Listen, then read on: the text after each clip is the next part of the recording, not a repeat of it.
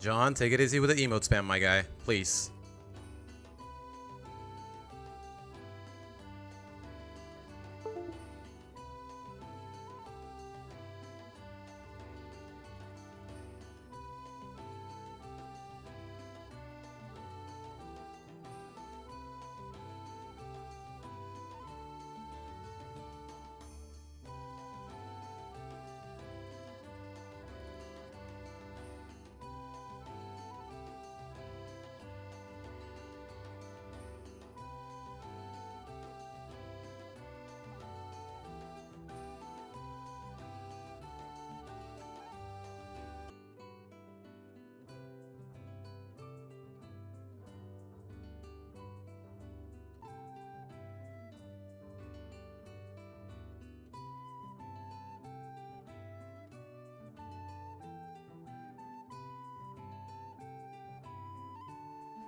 Not even 2 minutes into the stream and the internet already had a hiccup because I did not have time to go to the electronics store today. Oh my goodness, guys. Okay. Okay, as it turns out, guys, yeah, my throat hurts a little from talking so much yesterday. We went on for, what was it, 5 hours? It was freaking, I went on rambling for 5 freaking hours yesterday. Like, honestly, that's some sort of record for me because I can't remember the last time I was able to speak on stream for such an extended amount of time. Here's some boba for today. John, funnily enough, there's a really nice boba place right around the corner. It sells Vietnamese food and I guess technically Chinese food. I had half a mind to just walk out and go get some lunch, get some noodles, get some rice, and some boba tea. But fact of the matter is, it's Sunday. I got no other obligations. I was just too lazy to walk out of my house today. And by the time I decided, you know what, I want to get some food, I remembered, oh wait, I have to stream. But what's up, guys? It has been eventful last 20. Wait, do I want to say 24 hours? When did I end stream yesterday? Yesterday we ended at like 7 p.m. Yeah, stream went on for a lot longer than what I expected. We reacted to Digital Circus, we reacted to my last Loud House video. But we still haven't looked through the comments, so I'm gonna look in, we're gonna talk about those. And then after that, well, we're gonna do what we talked about yesterday. Just because, let's be real, guys. We all have every reason to talk smack about this show at every opportunity we can. But if we're being, you know what? I just felt like maybe I'm somewhat of a contrarian, but at the same time, there's a lot to appreciate in the show, and even in the fandom sometimes, as fucked up, even though that's the most fucked up part about this entire franchise, there are certain corners of it that I can appreciate, and this is one of them. But for now, let's get to the comments of the last video, because we didn't get to look at most of them. By the time we finished reacting to the video, it was already really late, so let's get to this first. And you know what? I don't even need to turn off the music, because although it's about to end, for some reason, okay, maybe I should have set up a playlist before I started streaming, but whatever. Shout out to the homie GlitchX City for always coming through with the extended lo-fi, to say the least. But alright, guys. Okay, for some reason, the loading screen is taking its sweet time, and I am a little nervous. Did my internet crash again? There's no way, right? No, it hasn't. It's just being weird. I have every reason to be paranoid about this, if I'm being honest. All because I don't want to spend 30-something bucks on another really long Ethernet cord. Hello? YouTube? Yoo-hoo! Seems like everything's fine. At least in terms of hardware. Oh, gosh. Take your time, YouTube. I got nowhere else to be. Take your time. Seriously, it is 2:30, guys. We're going to be streaming for a minimum, I want to see 3 hours? 3 hours tops, because yesterday, I definitely went on for a lot longer than what I expected. I did not expect to finish that entire Loud House video in one sitting, to be honest. Okay, I keep refreshing the page, but for some reason, nothing is popping up. Okay, don't tell me YouTube is actually having hiccups right as I'm starting stream, because my internet's fine. My internet is completely, more or less hunky-dory.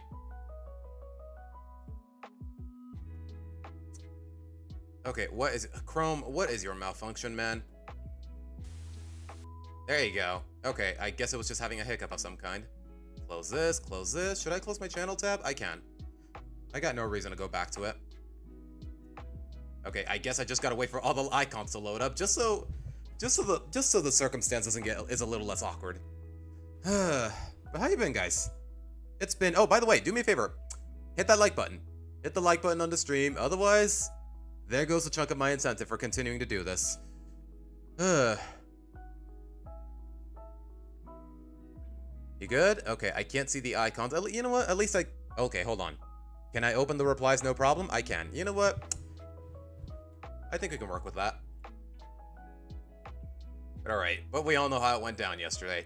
Blah, blah, blah. Saluna sucks. Blah, blah, blah. Stella deserved better. Blah, blah, blah. The show is stagnating. We all know how it went down. And how long has it been since I uploaded this video? Now that I think about it, almost a month. August 24th. I remember uploading this July 26th. It's been almost a month. So, and do I really need to repeat anything that nobody has already said?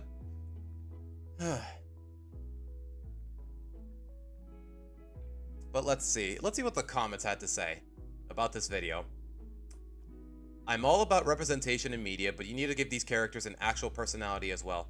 Chris Savino said that when creating Clyde's dads, he didn't want the fact that they were a gay couple to be a major factor of who they were. I would say he succeeded. I mean, yeah, Howard and Harold do give that fruity vibe, but at the same time, they do give the impression that they are just a pair of genuinely loving parents, and that I can respect, more or less. Hi, Tails. Welcome to the stream.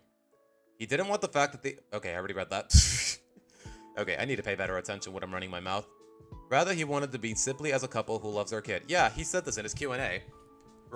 Apparently, it was his idea to introduce the McBrides, not Kevin Sullivan. Kevin Sullivan wrote them, but it was Chris Savino's idea.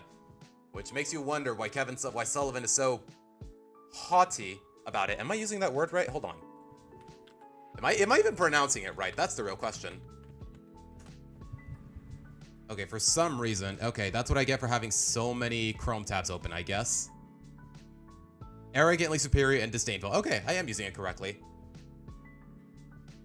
Hody? Haughty? Hody? Haughty? Okay, honestly, when I say that without context, it sounds a little weird. Because it sounds like I'm saying, wow, look at that hottie. Are Clyde's dads even characters at this point? What? Not really. Come to think, they had a handful of episodes in the early seasons. And in, like, say, season 6, 7... Don't quote me exactly which season. They had a handful of episodes, but for some reason, as far as Clyde's family is concerned, most of the episodes are focused on his grandma, Nana Gale or whatever. I don't know why she has this many episodes. I genuinely could never give a crap about the character in general. Huh. Oh look, there's Camji. What are the odds? Let's see. And that was executed well in their debut episode and the episodes that followed. Only point out diversity when it contributes to something meaningful. Yeah. Honestly, this guy, Nick Gatson, he has opened my eyes a little bit, and I mean that in the best of ways. Like, yeah. I mean, I'm not just saying that because he more or less agrees with me, but at the same time, he watched all of my videos, and he actually gave insightful comments in all of them, more or less. And then I said, it says a... I'm sorry if it makes me seem a little rude, but it says a lot when the sex offender is a lot more principled about this issue than the rest of the staff. Because, well, what can I say that hasn't already been said yesterday? Or the stream before that. Or the stream before that. Or the stream before that. Oddball, what's up? Welcome to the stream. But I will say this, though. He commented about the sex offender claim. I can't bring myself to believe that's true without having seen solid evidence. And you should know that apologies and confessions don't count as evidence. If you're familiar... Okay, my guy, I read The Crucible in high school. I am very familiar with the Salem witch trials, to say the least. Or at least in a minor capacity. Abigail Williams, I forgot the guy who gets executed. I forgot the name of the guy who gets executed at the end, but I more or less have a gist on it. But is there any legal basis for believing that Chris Savino could be innocent? Because honestly, I wouldn't know where to start as far as research is concerned. How did it all go down? You know what? Let's ask... I know it's a little tacky, but let's ask Twitter's AI, because it has a tendency to quote actual informative sources. No Pokemon today? Nah. I've come to realize, just judging from viewer counts, that people really do not care about me playing TCG Pocket, more or less. And you know what? That's fine. It was always meant to serve as more or less an appetizer for the rest of the content, just to give time for the Loud House viewers and whatnot to make it to the stream, more or less. Let's see, how do I want to word this? Recount the events of Chris Savino's work termination from Nickelodeon. You know what? That's a nice way to put it. Like I said, I have my reasons for not trusting it, but I like to be impartial, more or less. Chris Savino is an American animator, writer, producer, best known for creating the Nickelodeon animated series The Loud House, which follows the life of a boy with 10 sisters. Prior to that, he worked on other notable shows like The Ren and Stimpy Show, Rocko's Modern Life, Dexter's Laboratory. I did not know he worked on Dexter's Labs, or My Little Pony for that matter. Not that I ever cared about My Little Pony. Savino joined Nickelodeon in 2013 to develop The Loud House, which became a hit, earning him credits as a creator, director, writer, storyboard artist, and voice actor. He was a voice actor for who? The allegations. On October 2017, amid the broader #MeToo movement in Hollywood, multiple women came forward with allegations of sexual harassment against Savino. These claims first reported by BuzzFeed News. Oh boy. I don't mean to discredit his victims or their testimonies, but BuzzFeed News is not the news source you want to go to for legitimate accusations. Involved at least 8 female employees at Nickelodeon. Some sources later cited up to 12. The accusers who worked under Savino on The Loud House described a pattern of inappropriate behavior spanning from 2013 to 2017. Key details included unwanted advances and oh boy.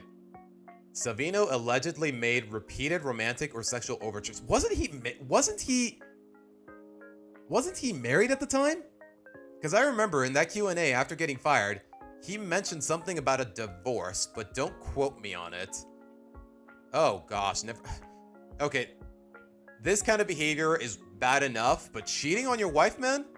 From that alone, if it were up to me, I would have fired you on the spot. Like, cheating is one of the worst things you can do to your partner in any capacity. There is a reason why God, I don't mean to get religious about it, but there is a reason that from the Christian worldview, the Catholic worldview, cheating is the only legal grounds for divorce. From a religious standpoint. Like, that is just, God, one of the worst things you can do to someone. At least as far as the covenant, as far as marriage is concerned, because Jesus. Let's see. Asking female staffers out on dates, sending flirtatious messages, and physically, oh boy, yeah. One woman reported him grabbing her inappropriately during a work meeting. Gifts and favoritism. He reportedly gave gifts like stuffed animals or drawings with romantic undertones to female employees he was interested in. Oh my god.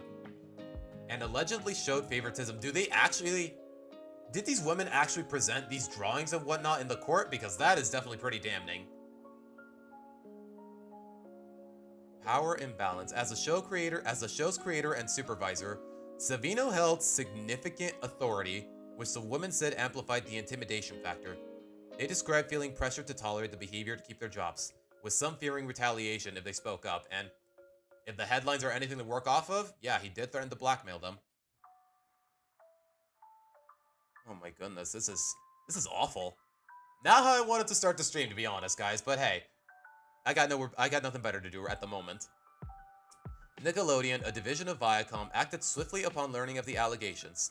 On October 19th, 2017, okay, late 2017 is when it happened. The same day BuzzFeed published the story, the network issued a statement confirming Savino's removal from the show. Wow.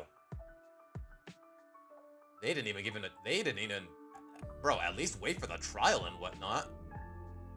I mean, not that I have reason to doubt his behavior, but, bro. Earlier this week, we learned of the allegations against Chris Savino. Chris had been removed from the Loud House and is no longer working at Nickelodeon. We take such matters very seriously. The well-being of our staff is always a top priority, and we're committed to making sure everyone feels safe and has an open channel to report concerns.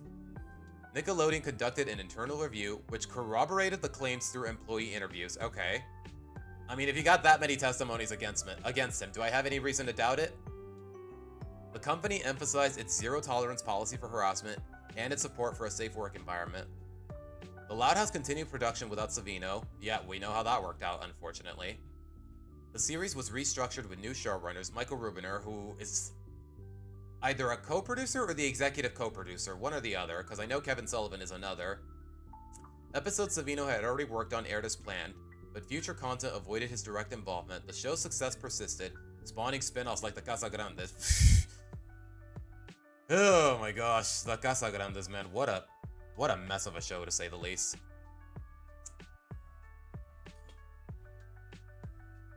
He should have given a statement about it. Deemed 2.0. What does that mean, John? Aftermath and Savino's response. On October 21st, 2017, he issued a public apology via Twitter, acknowledging his behavior without fully admitting guilt. I want to sincerely apologize to all the women I harassed at work. I am truly sorry for my actions. I have been attending counseling to address my behavior and am committed to making meaningful change. I regret the pain I caused and the damage I did to the show and the team. He later deleted the tweet amid backlash, but has not made further public statements. Savino has not returned to Nickelodeon, damn right, or taken on major studio roles since. He has kept a low profile, occasionally sharing personal art on social media. In 2018, he was dropped from credits on some Loud House episodes retroactively. But legally, guys,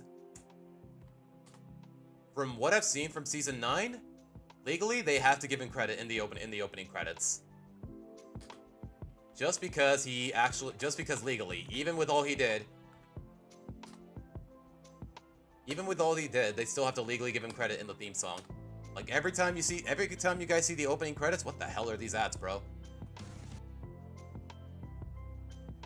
Every time you see this opening, you're always gonna see created by Chris Savino, unfortunately, because that's the law, more or less. Let's see. This event occurred during a wave of Me Too revelations in animation, including similar cases at Disney and DreamWorks. Oh! So it wasn't just at Nickelodeon going on. It understood how power dynamics in creative industries can enable misconduct, even in family-oriented programming. Yeah, unfortunately, that's not new for Nickelodeon. That really isn't new. This recount is based on contemporaneous news reports from outlets like BuzzFeed, Variety, The Hollywood Reporter, and official Nickelodeon statements. For the most current details, consulting recent articles is recommended, as perspectives may evolve.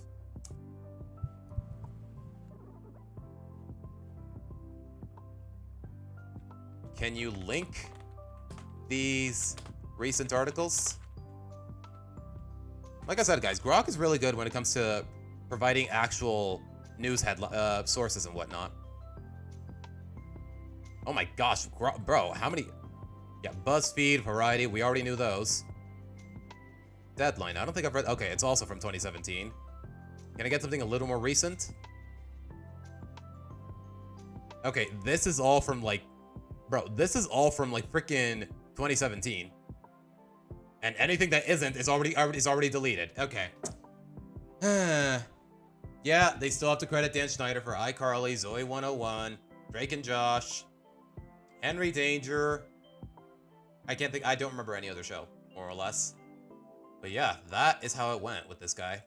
And considering the way, I don't know, just judging from how initially it went down between Lincoln and Ronnie Ann, and the way he took Stella for granted, like I said yesterday, like if it's so easy for him to take real women for granted, like it doesn't surprise me that he does the same to the fictional ones in some capacity. Like, I'm sorry, it might feel like a bit of a stretch, but still.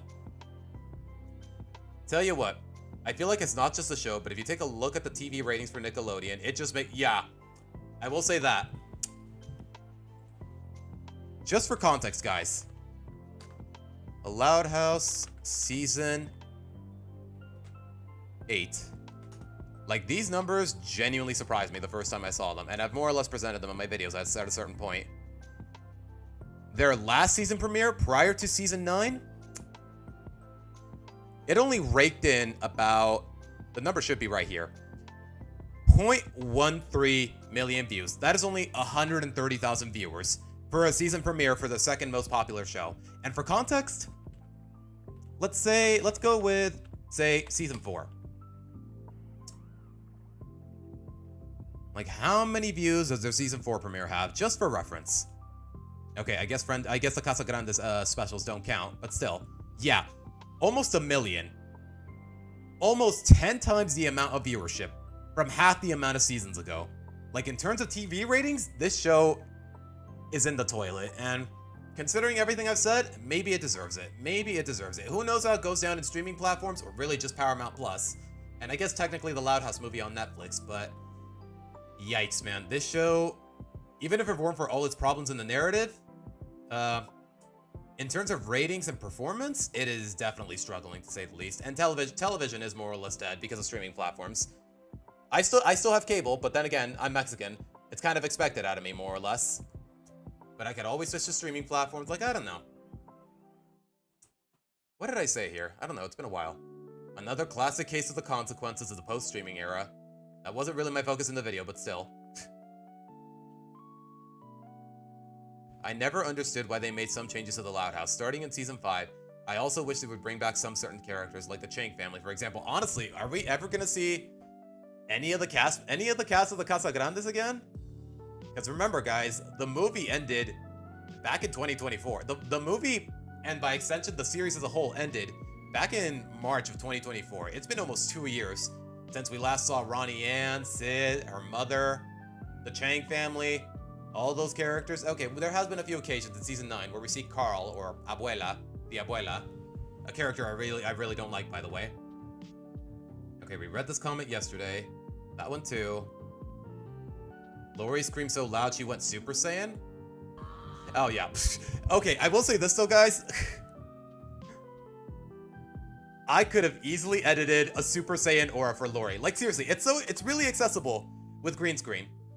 Like seriously, if you look up Super Saiyan green screen on YouTube, you're gonna get it no problem. I could have easily implemented it to the video, and I hate the fact that I didn't edit it in. It didn't occur to me to edit it until after I published it.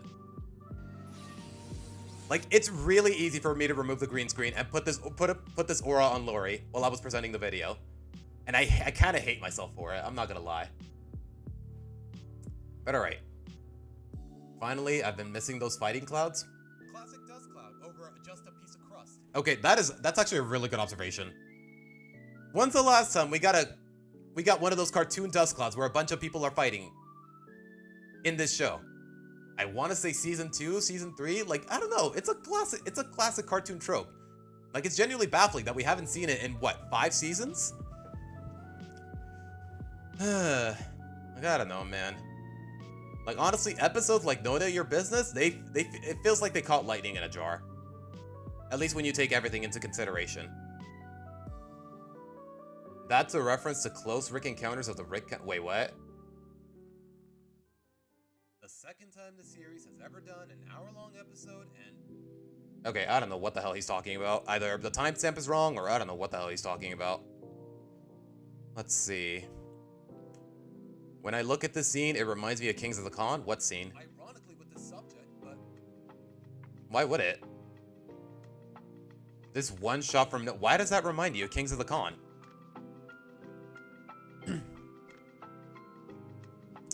But alright, let's see. Where did I leave off? I like that Our House Halloween special, and I have ideas on that. I don't. I was not a fan of... For the most part, I liked a few elements. I like the fact that Lincoln and Stella actually have interactions in there, because let's be honest, they're just... Let me put it this way. Stella can crumbs. If you've been involved in any shipping community, you know what crumbs means. But alright. Honestly, the Loud House is kind of alright. I'm not as obsessed with it as I used to since... Or... Science. I'm guessing he meant to say since. I don't watch it that much, but it's still okay in my books. But what I can agree with you is that the writing in the show is so annoyingly stupid sometimes. They'll stick to what they did previously, other times they end up... Okay, guys, please. I don't want to have to keep repeating this. Please use proper punctuation when it comes to writing comments. Otherwise, it's really easy for anyone to get mixed up and misunderstand what you're saying. This show is so annoyingly stupid sometimes. They'll stick to what they did previously, other times they end up ignoring what they do previously and end up making things so inconsistent, and you are not alone about... Wait, I read this comment yesterday. My bad. And like I said yesterday, apparently a handful of people don't know, even to this day, all these years later, they still don't know that Stella was a new girl in white hair, which is honestly really confusing. I wasn't expecting to finish the video, but now here we are. I always appreciate that. That's why I gave it a heart. Is Lynn the football zombie from PVZ? From... What is that? What's PVZ? Plants vs. Zombies, I'm guessing? Hold on. Football zombie. Oh, that helps.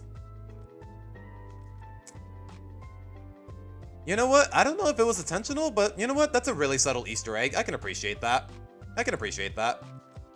Like, I can appreciate it when animators and whatnot, they make a subtle reference to something that they secretly like. I can respect that more or less. Let's see.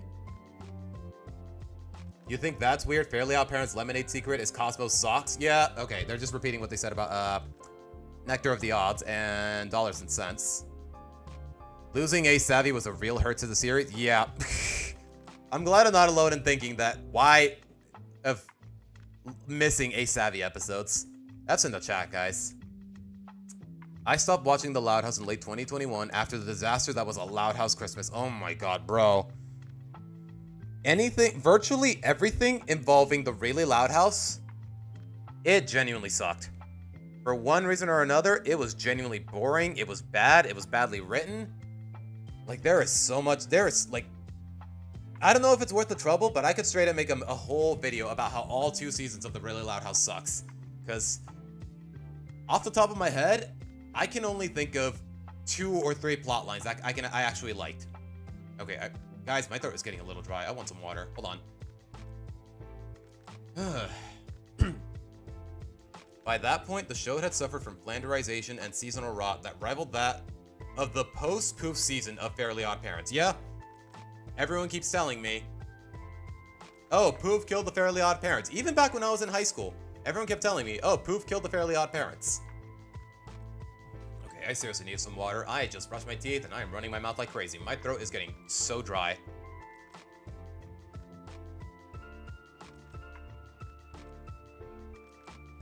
Oh my gosh. Is there any episodes I haven't watched but I want to see? More or less, I'm pretty sure I've seen, just from reruns on Mexican Nickelodeon, I think I've seen every episode. I don't think I've missed any. And even then, what are the odds that I'm gonna care, to be honest? So, probably not. Like, I'll watch the new episodes just out of curiosity, but if Season 8 is any indication in this video, then yeah, I don't see myself enjoying it, more or less. But alright. With more weak plots that ran on nonsensical logic, a far cry from the slice of life show it largely was. I also haven't seen the movies, but I haven't seen reviews of them. They're saying they're average at best and not really revolutionary. Yeah, I enjoyed No Time to Spy, but it's not really anything too special. Especially when compared to past Nickelodeon animated movies. Okay. Legitimately, has there been a single, and listen to my words carefully, has there been a single Nickelodeon movie that anyone can say is like a 10 out of 10 or a 9 out of 10? Because off the top of my head, I really can't think of any. Even with the nostalgia goggles on. The 3 Rugrats movies, the third one was awful. The Jimmy Neutron movie, Henry Danger movie, that was awful. I didn't even watch it, but I heard it was awful. The Thundermans movie, that was also really bad. Both of the Loud House movies, one of them was fine. The other one, I got a bit of a soft spot for it, but I'm not gonna deny that it's really inconsistent, to say the least. Like, has there been a single Nickelodeon movie that people were like, oh, this is so great, you should watch it? Oh, right, the first SpongeBob movie. Okay, you know what? Credit where credit is due. The first SpongeBob movie, I legitimately enjoyed. It's a little silly, but you know what? Everything about SpongeBob is silly. They can get away with all the bullshit that they pulled, especially the climax. Like, seriously, I have the rock version of Goofy Goober. It is straight up in my favorites of my Spotify playlist. Like, it's just that catchy. Wait, there was more than one Drake and Josh movie? Wasn't it just the Hollywood one and I guess the finale, but I think that's just a 3-parter episode, more so than a movie. I sort of have a love-hate relationship with the Loud House for the following reasons. The show went from simple slice of life and down-to-earth cartoon to a supernatural fantasy show with ghosts, zombies, monsters, aliens, dragons, magic, etc. Yeah. There were a handful of occasions, like in the early seasons, like say Lisa creating a living monster out of trash, where people could misconstrue that as a supernatural gimmick, but nah, it's way too passive for me to interpret it that way, if I'm being honest. Lots of yeah, a lot of, okay, I'm not gonna sugarcoat it, way too much Rule 34 for its own good. The show is somewhat the DeviantArt mascot, along with MLP. Yeah. This show is My Little Pony and Sonic levels of cringe when it comes to DeviantArt. Like, the odds of me finding actual good fan art on that website, as far as this show is concerned, is very rare, unfortunately. Dark and disturbing fanfics that include lots of drama, blood, and gore. Yeah, what is that all about? All these fanfictions where Lincoln gets diagnosed with cancer, somebody gets hit with a car. Like, what is up with that? What is this obsession with gore that it manages to be so common with this show? And really the fans. Villain memes, revamp being the longest literature to date, and cringy ship. Yeah. Keep in mind, guys, I don't know if I've said this before, and it got removed from fanfiction.net as far as I know, but literally the longest piece of written literature ever is a Loud House fanfiction. Just take a moment to process that. That is how far gone some fans are with the show for reasons really beyond my understanding. The no such luck incident, even some treat it like it's 9/11. Okay, it's the worst episode of the franchise, but that's definitely an overstatement. Hi, why did I walk in on Okay, Scorebunks, just because we're talking about these subjects doesn't mean they're being presented, man. Calm down. How many SpongeBob movies are there? Honestly, I lost count. After the first one, I really stopped caring, to be honest. Although, to be fair, it's from 2004. Maybe it's just the boomer in me talking. Chris Savino is one of those weirdos at Nickelodeon alongside Dan Schneider. I would say, nah, you know what? I don't know. I really don't want to go out of my way to measure it, but yeah, they're equally bad. Like, if I were to go out of my way to measure it, I'd say Dan Schneider's atrocities, for lack of a better term, are a lot more apparent than Chris Savino's. Because with Chris Savino, all we got, I don't know. You know what? I'm not going to open that whole can of worms. This show is just another SpongeBob since Nickelodeon is really greedy now. Yeah. I guarantee you guys, if this show wasn't as successful as it was in its early seasons, it probably would have ended in season 4 or season 5 or whatever.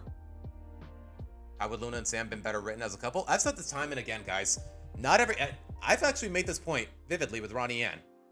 Not every character in this franchise needed to be in a romantic relationship to make for decent character growth. Like, honestly, I never understood the purpose behind... Okay, I did understand the purpose behind Sam, but that's besides the point. Diversity is important, but not at the cost of the existence of other characters. Rather than resetting continuity to everyone is single, how about following one couple to the point where they marry and have children?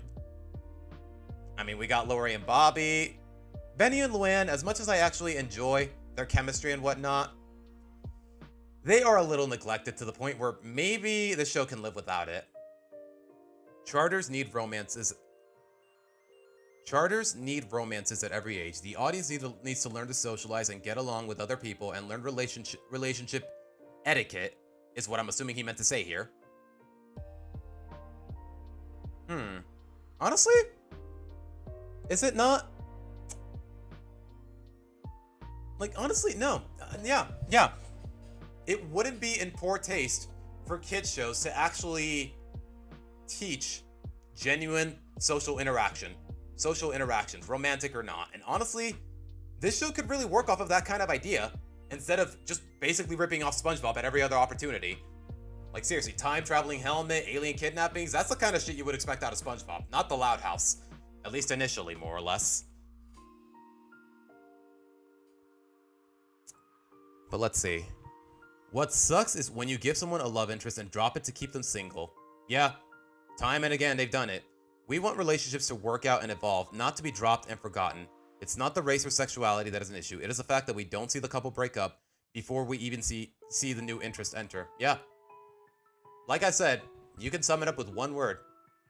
As far as at least that idea is concerned, this show is ridiculously unprincipled. We want to see the canonical end of the story, but with how much money, more or less, this franchise is making for Nickelodeon, is it ever going to? Unfortunately. Not constantly do new date ideas because we think single is more fun. Like, honestly, the amount... Lenny is probably the most egregious example in that regard because she's had, like, what? 4 different love interests? No, 3, actually. There was Gavin. Who was before Gavin, now that I think about it? There was that guy in the Loud House movie. I think his name was Scott. And then there's also that new guy in the summer camp. I forgot his name. But let's see. We want kids to learn that being in a relationship brings meaning and importance into our lives. Not see being a couple as a chore or a sacrifice. Honestly, yeah, that ass. We want cartoons to be a guide for how to live your life better, not be a lesson on immoral behavior. Parents in schools don't teach kids. Cartoons do. Okay, that's a bit of a stretch. Who says parents in schools can't be good at teaching a grasp on morality, more or less?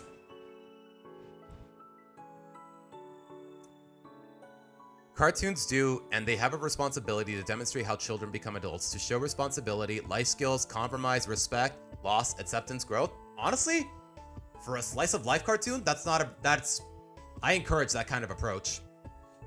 We want to show that other cultures exist and are not scary. When we represent, we need to represent everyone, not just colors, but also religions and vastly different social norms. Well, good luck getting the religions idea across. Like, I get the feeling a lot of executives are not going to be cool with that. Holidays, methods of learning hobbies, sports, festivals. Okay, he's being a little more extensive than what the show ever needed to be. We need to show that even if one of you is super conservative and the other is super liberal? I'm guessing he meant to say liberal. That you still have common ground. That immoral actions are not actually immoral, just different. That you accept people who view everything you disagree with as normal. A good cartoon that takes risks, and those risks pay off. We remember the cartoons that took risks, that scared us, that made us cry, that made us feel other emotions. We forget shows that give us nothing. When other races is... Okay, I have no idea how... See, guys, this is why I really encourage you guys... Like, guys, YouTube comments have an edit button. If you see a sentence that doesn't make sense cohesively, or if you see a bunch of typos, please don't be afraid to edit it. When other races is bad is when the new race replaces an existing character of another race that we never see again. Rather than write people out and replace them, make room for both characters. I kind of agree. Like, even to this day, Stella and Ronnie Ann have never met. Like, how crazy would even the most minor interaction between them be? Like, I don't know. My imagination just kind of runs wild with that prospect. Does anyone remember Ned? That show... Bro. Any Nickelodeon show made by Scott Fellows is immediately based. Ned's Declassified, Big Time Rush. Two of the very few Nickelodeon shows that had little to no controversies behind the scenes. Like, it's crazy how all of the actors, like Devin Werkheiser, the guy who played Ned, and really the three titular characters from Ned's Declassified, the band of Big Time Rush, like, they have gone on to lead relatively healthy lives. Like the cast of Ned, they host a podcast nowadays called Ned's Declassified. You know what? Let me show you guys. I think I'm subscribed to them, actually. Like, I don't know. I have heard nothing but good things about shows created by Scott Fellows. Ned's Declassified. I think it's just called Podcast. Yeah, Podcast Survival Guide. Yep, that is Ned, Cookie, and Mose. Just straight up hosting a podcast and living their lives. Like, it's just really sweet to see them all these years still being friends, still making content, more or less. At least, if not for their own sakes, for the sake of the fans. Like, yes, Ned, as silly as it was, I'm not exactly in it for a grounded narrative and whatnot, but that show was a lot of fun, more or less. And I think it has aged remarkably well, and so is Big Time Rush. Let's see. Where did I leave off with this comment? I'm guessing I already finished it. You know what? Amidst all the typos... Oh, right. I paused comments. I can't like it. But, okay. Whoever you are... Sasami-chan? However I pronounce your name. Just know, comments are paused right now, but if I were able to like it, I would like it. Judging by the tree guy and the alliteration. Okay, like I said yesterday, it looks like Planet Protection Patrol, whatever it's called. I thought it was a Star Trek ripoff, but apparently it's a Guardians of the Galaxy ripoff. Or a bit of both, more or less.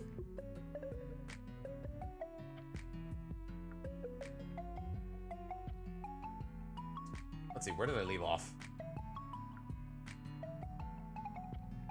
But yeah, like I said, Stella in that costume, she looks like Uhura from 2009 Star Trek a little too much. So I was like, oh wait, that is definitely a Star Trek ripoff. I didn't even pay attention to the tree. Liam dressed as a tree, which is Groot.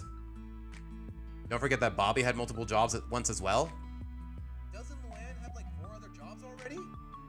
Party business, babysitter. Oh, okay, that's what he's referring to. You know what? He's right. Then again, though, to be fair, though, Bobby, he had a lot of jobs. But to be fair, we actually know why he quit, because he moved to Great Lake City and now works full time at the Mercado.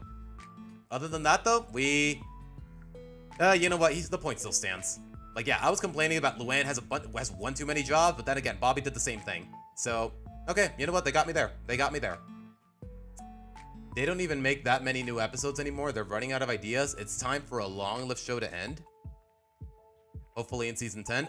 Guys, genuine question. Is this show ever gonna end? And by the time it does, am I gonna care? One of the few Nick stars will win a revival? What, the cast of Ned? How would they pull that off, though? Like, the show is about surviving middle school, and all of the lead cast members are well into adulthood, more or less.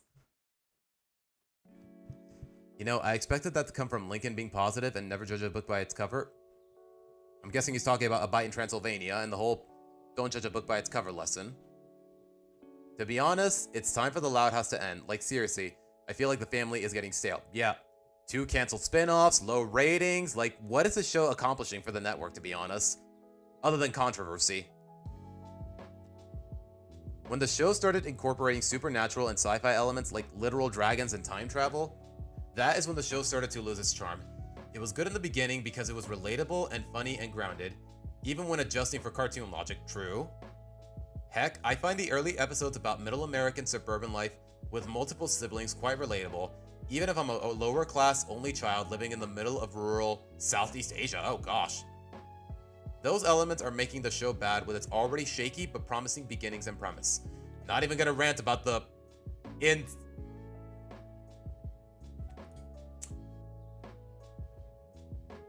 Do I even want to read that out loud? That is the worst pun I have ever seen as far as this franchise is concerned. It's clever, but it's still really, no, I cannot laugh at that in good conscience. Will it go on a high note, on a whimper? My money's on the whimper, unfortunately. There are ways for it to go on a high note that I've more or less discussed, but what are the odds my voice was actually heard by a Nickelodeon executive or whatever? Seasonal Raw is starting to hit the show as far as family... I'm guessing he meant to say Family Guy. Yeah, I genuinely can't remember the last time a recent Family Guy episode made me laugh.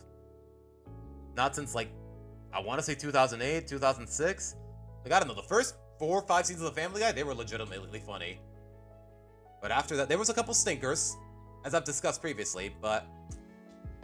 Oh my gosh. Dude, you don't know how much I agree with you. What do you mean? But I am so fucking sick of David Steele. Oh. Okay, it's not just me. I was actually fed up with David Steele. Good to know.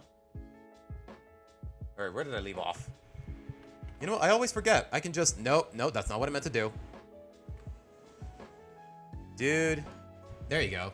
Thank you. Word search. Thank you, word search. Ditto on that. You are not alone. Yeah, okay, I guess it's not just me.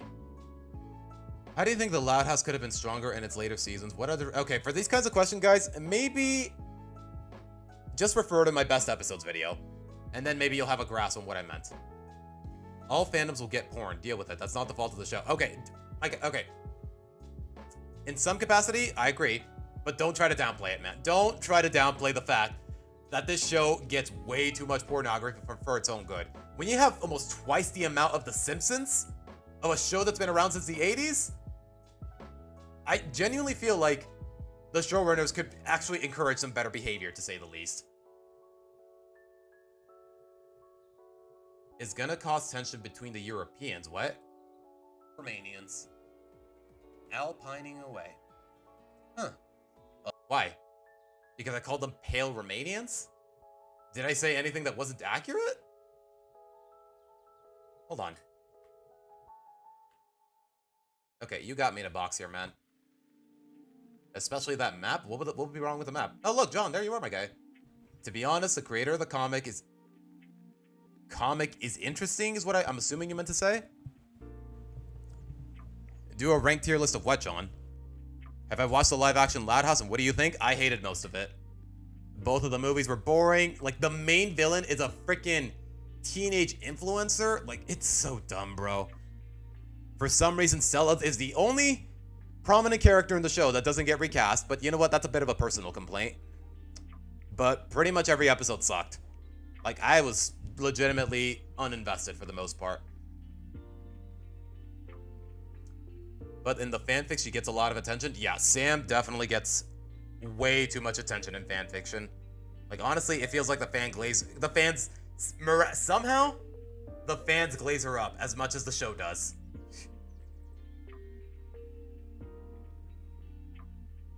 Wait, okay, you know what? I don't know all of the context for It's Not Your Fault, but I don't think Sam...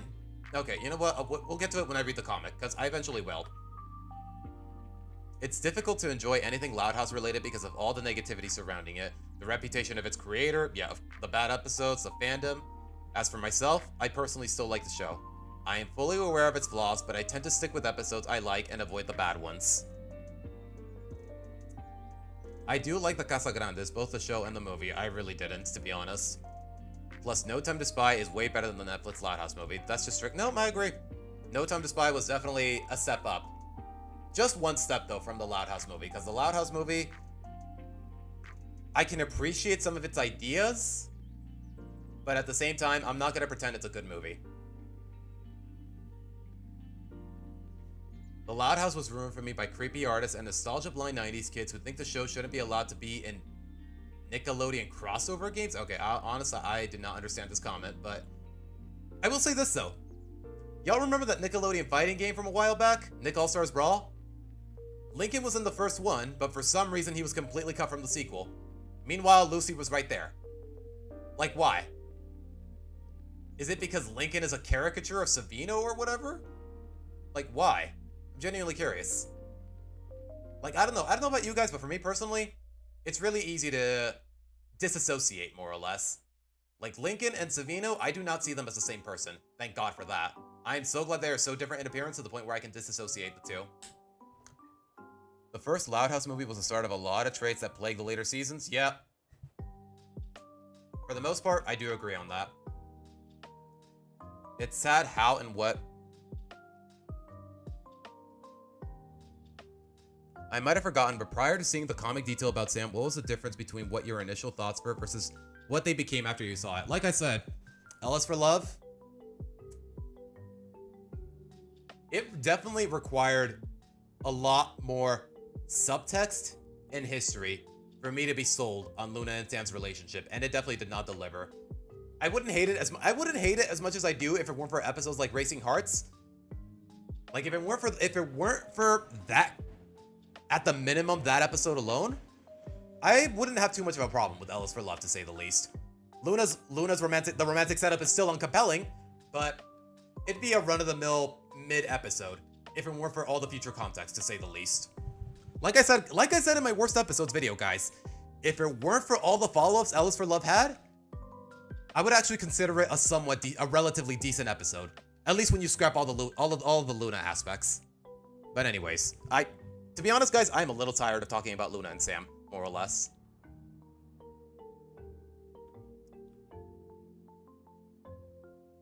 It's sad how okay, you know what? I don't know where I left off with this comment. It's sad how and what they've been doing to the show, really.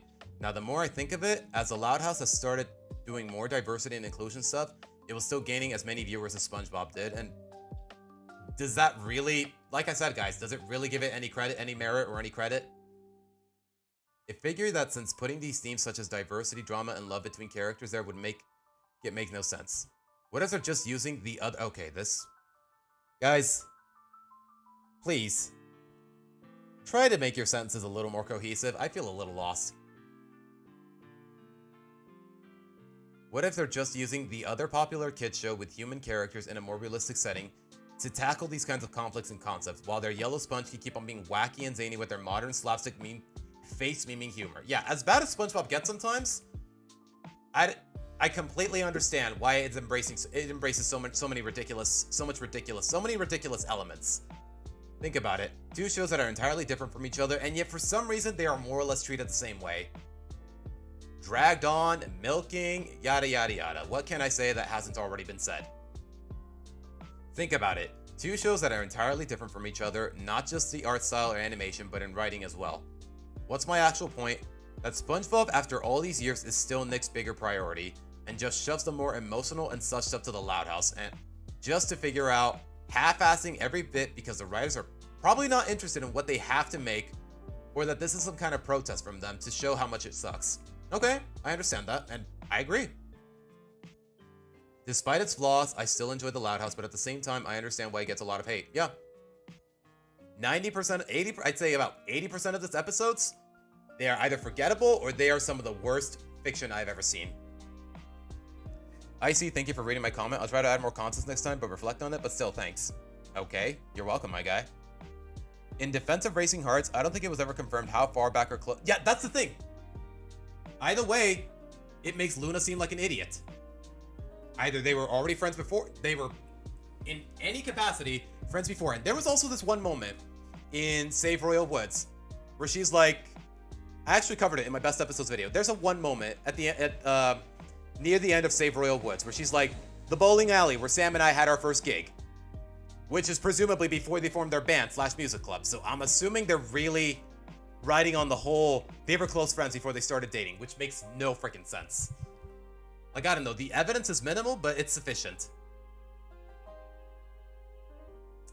Given the Skydance merger and the general decline of cable TV, along with both spin-offs getting canceled for good reason, it wouldn't be a surprise if it generally does end within the next few years, and at this point, it probably should. That's a damn shame, but I agree. I feel like the show is starting to molt as time goes by. Yeah, it has been molting for a very long time. Not to mention, they wasted their budget on changing voice actors every 2 to 3 years. Yeah, honestly, that's just a case of bad direction. Like, Lincoln has been recast, like, what, 5 different times? Like, initially, they should have cast someone who was doing an impression and not an actual kid.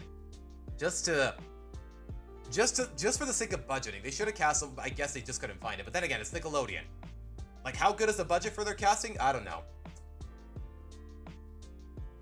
I disagree with you here. It seems to be the Loud House's formula to make the characters jerks to advance the plot and have them learn a lesson. They're all pricks. Luna seems in character to me. Representation. Okay, you lost me at that. Yeah, guys, just because a character is not being mean-spirited or irrationally dickish, it doesn't mean that their behavior can't be out of character. It's a lot less apparent, but it doesn't mean it can't be out of character. If it turned into a dream, that makes... Huh? Okay, guys, if you're gonna talk about something that I presumably said in the video, please give me a timestamp. I like some supernatural aspects. They're always welcome in the fun and the like. Okay, you lost me, my guy. You definitely lost me.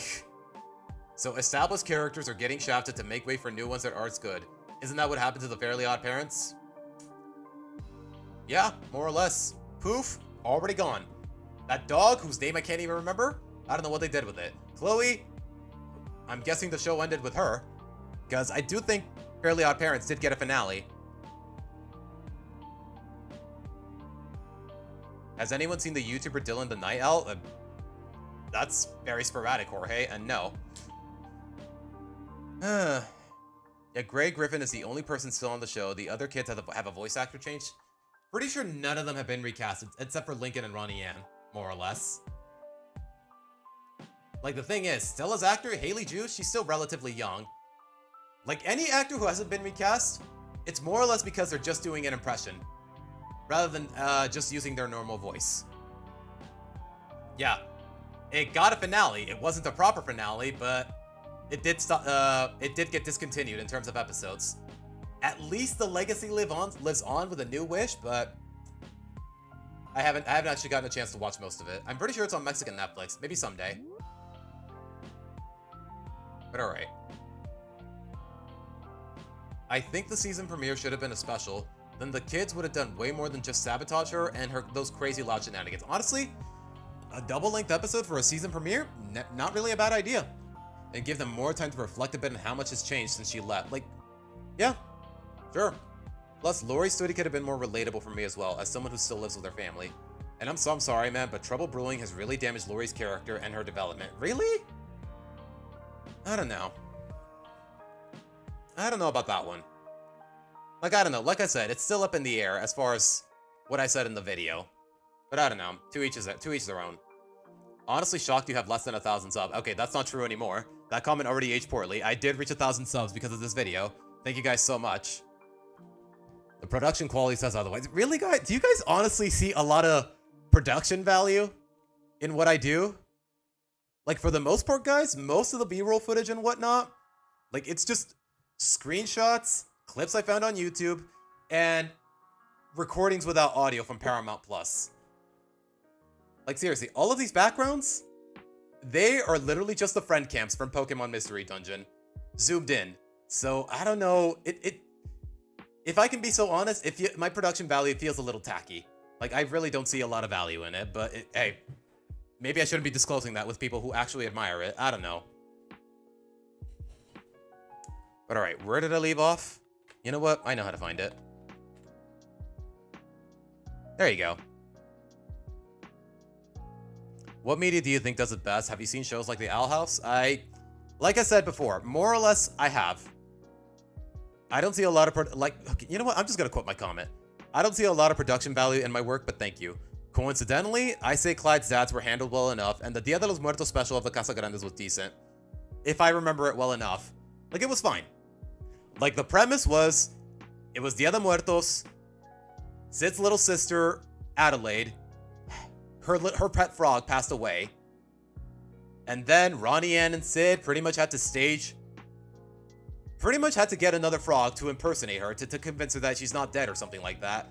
But then Abuela comes in and explains to her that in Dia de los Muertos, like, even though our loved ones are gone, there are still times where the best we can do is just respect their memory instead of just clinging to something along those lines. I forgot exactly how it went, but I still think it was handled very respectfully. Like, I think it's the one time where the Casa Grandes actually handled an aspect of Mexican culture in a respectful way.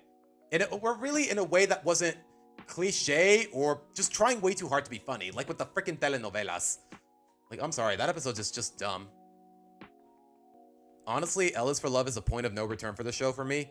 It's simply too complicated for no reason. Creating couples who are contradicted in other episodes makes the show too difficult to follow. That's true. Out of the 10 romantic prospects, Lori was already with Bobby. Lily's crush was just a teddy bear. Lucy's, we never see it again. Lynn's, we never see him again. Lola's, we do actually see Lola's again, but not in a romantic way. Lana's, we never see him again. Lincoln's, we do see her as a background character, but never again. I think her name was Paige. We never see her again romantically. Luann and Benny, we do get a follow-up, but at the same time, they did not need this episode to get the ball rolling. Like, I would still be completely sold on Luann and Benny's chemistry, even without the context of L is for Love. Luna and Sam, we know how that played out, for better or worse. And I'm missing one. Lisa's, we never see him. Okay, I think we do see him again at some point, but again, never in a romantic setting. I thought you did that just to avoid copyright. I did. I do. More or less. Mute the audio, make a lot of cuts. That's more or less how you avoid copyright. Like, every time I show a clip with audio, it's very minimal. Like, that's how you gotta do it when it comes to video essays. Chris Savino is what made it wrong. A little broad, but I guess I can agree with the sentiment. This is just a toned-down plot of Perfume's Story of Murder. If you don't know what that movie is about, I suggest you give it a watch. It's rather entertaining, and that's my opinion. Don't let my opinion cloud your judgment if you end up watching this. Wait, what do you mean? Do I need to? Yeah, cue the. Okay, the Perfume episode with Miguel. What did he say it was called?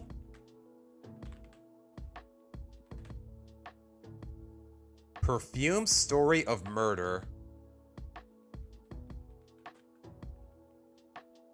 Story of a Murderer. A film from 2006. Jean-Baptiste Grenouille is fond of the scent of the girl he kills accidentally. This incident makes him a master of perfumes because he keeps on wandering for the same fragrance as of that. What?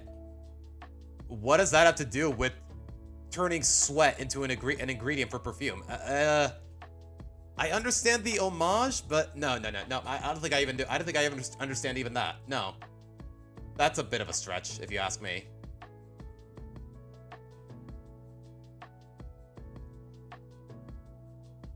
You know, if the Loud House thinks say that did get wrong about some okay, got my guy. Guys, please.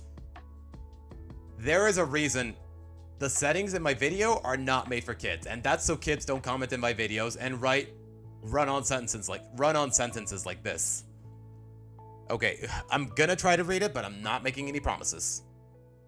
You know, if Loud House thinks say that did get wrong about some fan need to fix Loud House. Okay, not even a whole. I don't even know where the sentence ends. Guys, please.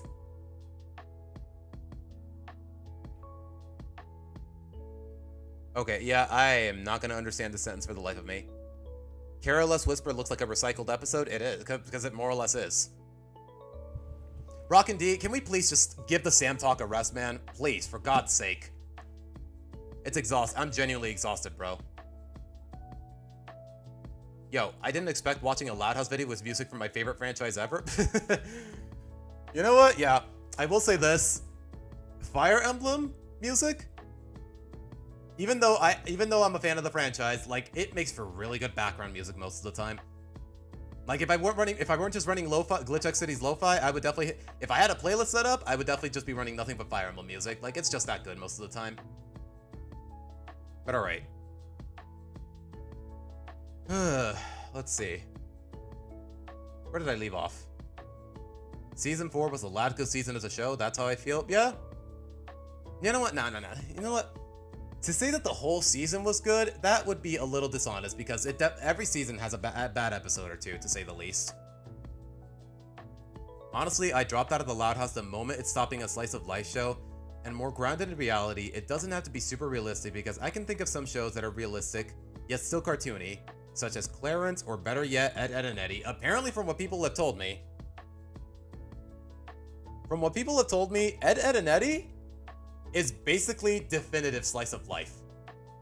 A movie that wraps things up properly, like never did anything too crazy or unnatural. Like apparently Ed, Edd and Eddy is the gold standard for slice of life, for the slice of life genre, from what people have told me. And also all those sound effects and memes, it's just really good. Like seriously, to this day, I don't remember from when I was a kid, I don't remember any episodes from Ed, Edd and Eddy, but the memes, the sound effects, like to this day, I still remember the Hat of Discipline. You know what? Rolf respects your vow to uphold the sticky notes of elders, yet you must be punished. What is that, Rolf? The Hat of Discipline. Do you live in a cave? I'm sorry, that's comedy, man. Oh gosh. Ed, Edd and Eddy, bro. Oh, the playlist is about to end. You know what? By dumb luck, did somebody happen to conveniently save Fire Emblem relaxing music? Let's see. I thought I was leading the Jesse, I was being completely literal. I said I was reading Wholesome Loud House fanfiction and revamped. That's not wholesome. That's just cringe. And it's not publicly available as far as I know anyway. So let's see. You know what? I can work with this. All right, where did I leave off in the comments? And no, Jesse, no. When I said wholesome, I meant wholesome. Revamped? That's just cringe. All right, where did I leave off in the comments? I straight up got lost. Ed, you know what? Just type in Ed. There you go. Because, well, it has slapstick humor. It's still grounded and realistic, especially in the final movie. Yeah, apparently something about Eddie's brother or something like that. I generally like the Loud House through seasons 1 through 3, but with how the show was running, with its many spin-offs and movies, and of course being super unrealistic at times, it really made me drop the show entirely. Not just that, but the characters and the unnecessary characters with no personality, except for the whole I'm gay just being forced in, and they're not like Clyde's dads who are natural and have personality. Okay. Yeah, I agree. Just a full disclosure, guys, no, I am not reading the Loud House revamped. When I said wholesome in the title and the thumbnail, I meant wholesome. I was being completely literal. By the way, guys, do me a favor. Hit that like button. It's part of the reason I want to keep doing these streams, and I can't. If I don't get the support I need, then I kind of lose part of my incentive to keep streaming. As Luce once said, hey, I missed a lot. I think I missed everything. Post-movie, no advertising? Okay, my guy, you're gonna have to structure your sentence a little better there. Kind of feel like I missed nothing, but also the fan art never made anything of the new... Okay, I have no idea what you're talking about, my guy. This may come off a bit controversial, but the moment Chris Savino was fired from the show, the Loud House went downhill. Even if the show under Savino still had flaws, the Loud House to me was still enjoyable enough. I don't condone Chris's actions behind the scenes, no one really should. But it is the same reason why the Boondocks and SpongeBob... Yeah, the Boondocks definitely lost its touch well into... How many popular shows have just fallen under the curse of seasonal rot, man? In a nutshell, it went from a cartoon that I got into now to now a show where I watch more casually. However, even so, trying to watch an episode from season 1 and now, it feels like they are two completely different shows. Yeah, unfortunately. Frankly, I've always been indifferent to the show's existence. Alright, man. Thank you for watching the video, but that feels a little condescending. Bro, I agree with the Mega Garchomp comparison. Just give it a life orb and it'll do the same thing. Yeah. With a life orb, Mega Garchomp basically is Mega Garchomp, the more I think about it. It's a stretch, but still. If I may, I would like to say that The Loud House, quite frankly, is an okay show. I just realized, is the music a little too loud or is it too quiet? I'd say it's quiet. I'd say it's loud enough. Like, I don't know, guys. If the music is louder than me, if you can barely hear my voice, if your ears are uncomfortable in some capacity, let me know, please. What are you going on about? That's how these shallow characters have been ever since the beginning of their inception. There's a girly one, a tomboy, a rocker one, etc. Even Lincoln is the boy one, and all of their names begin with L in a contrived effort to be cute. Is that really so contrived? Every kid in a family sharing the same first initial? Like, I don't know. It helps it stand out in some capacity. But alright, let's finish reading this. And I did already respond to it, but for the sake of the audience, I'm still going to read it out loud. So this is the Loud House, blah, blah, blah. Sorry, boy, you really have to convince me otherwise. Try telling me what their defining character traits are outside of their shallow, stereotypical typecasting.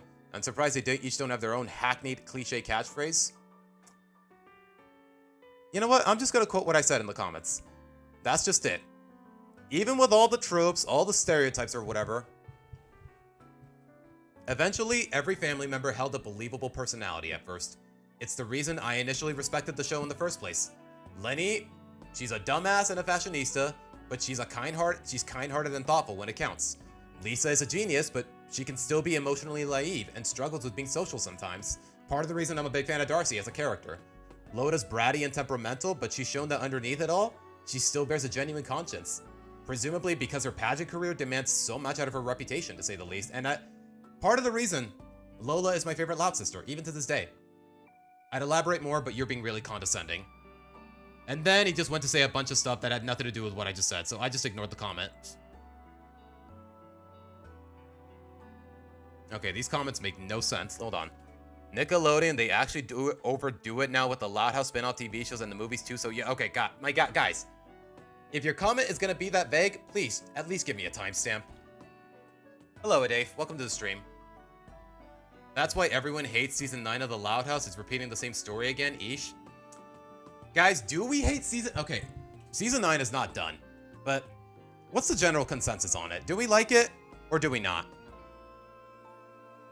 I was enjoying the video, but Time Trap being good is a hot take of all time, bro. Like I said, guys, Time Trap, it's got its issues, but it's an episode I can legitimately enjoy, for one reason or another. I'd rather not repeat myself, I've said enough there. My main problem with modern TLH is just the status quo. Since the characters, except Lincoln, always need to win at the end of the episode, it becomes really difficult to make a compelling narrative. Yeah, especially after 9 seasons. It's so repetitive. So the show has a lot of episodes with characters being awful and being awarded for that, or just dull episodes in general. It's boring and frustrating at the same time. This is the reason I think Season 4 is underrated because characters lose in regular basis. Not always is the best, just watch Kings of the Con, but helps makes the show more interesting. Yeah, as bad as Kings of the Con got, I appreciate the fact that the resolution, like Lincoln owned up to his shit. Lincoln owned up to all the stupid stuff he did. It was redundant and out of character, but at least he owned up to it. The episode still sucks though. A Night to Remember made me stop watching the show due to not being it being a Lincoln and Luna episode. You know what? That's true.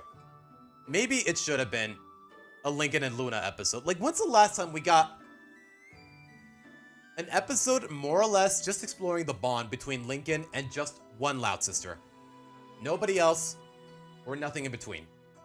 Because I genuinely can't remember, chronologically at least. I think some Loud House fans are stuck in the past because whenever I see a top 10 worst episodes list, it's never from the new seasons. Yeah. In some ways, I can agree. Maybe some of the fans are stuck in the past. It's part of the reason I wanted to consider some recent episodes for my best episodes listing. It's part of the reason why Save Royal Woods is number 11 on my best episodes ranking, to say the least. Maybe I'm trying a little too hard to be unbiased to the point where I come off as biased, but even then, I still enjoyed the episode for the most part. But getting back to Against Lincoln as well... Okay, you know what? Let me finish reading. I didn't find the spy stuff appealing, nor Against Lincoln in the movie and episode... Okay, my guy, you're gonna have to phrase that a little better. Especially since the episode made me furious of it, but I feel like having the episode all focused on Lincoln and Luna would have been a breath of fresh air. Yeah. We straight up haven't had a Lincoln and Luna episode since, like, Season 2. And there are some of my favorite... There are some really likable episodes. Is it still hot over there in summer weather? I don't know the exact temperature, but... My window is wide open, the fan is on, so in some capacity... You know what? Siri, what's the temperature? 85 degrees right now. So yeah, it is still really hot today. But getting back to Against Lincoln, as well as the characters making bad decisions, it's becoming an overdone criticism. At times, getting improved on not making the same mistake is important, but not... It seems like the viewers want the characters to be perfect. Like, I disagree a little here. Not once did I ever expect or demand perfection. I just want to see improvement that reflects character. I just want the characters to reflect improvement from the past. It's part of the reason I'm a big fan of white hair. All 10 sisters, it seems like they learned their lesson from Heavy Metal. Don't jump the gun with a girl who shows interest in their little brother or their big brother. Like they told Lincoln, hey, this girl likes you, go and kiss her. He got a black eye, he got mad at them, but next time he's crushing on a girl, they're like, you know what? We know who you are, you can do this, you got this. Like, seriously, just a semblance of improvement. I don't expect consistency, just a semblance of genuine character development, improvement. Let's see. It seems like the viewers want the... Okay, I already read this. The moral criticism is becoming more dreadful with how old it's getting. That's... I think, again, that's just owed to the fact that this show has been going on for way too long. It makes me see the characters less enjoyable other than the choices they make. I ship Lincoln with Girl Jordan? Okay, you lost me there, man. You lost me there. You lost me there. You totally lost me there. Nothing against Lincoln and Stella, along with the possible future the show would have had. But I think Girl Jordan would have been as healthy as Stella, but... Tell that to the executives. They try to get the ball rolling with Stella, but apparently... They try to get the ball rolling with Girl Jordan. She more or less, every now and again, she was hanging out with Lincoln's friend group. But for some reason they decided, nope, we need a girl of color. Screw Girl Jordan. Let's just relegate her to a background character permanently. Besides, I wouldn't include the true intentions behind it and focus on it as its own thing. Also, I don't hate Sam, but that doesn't mean I ship her with Lincoln. I don't ship her with Lincoln either, my guy. I don't know where you got to that conclusion. I like this video, but I will say, you using the Powerpuff Girls 2016 image is a bit misleading.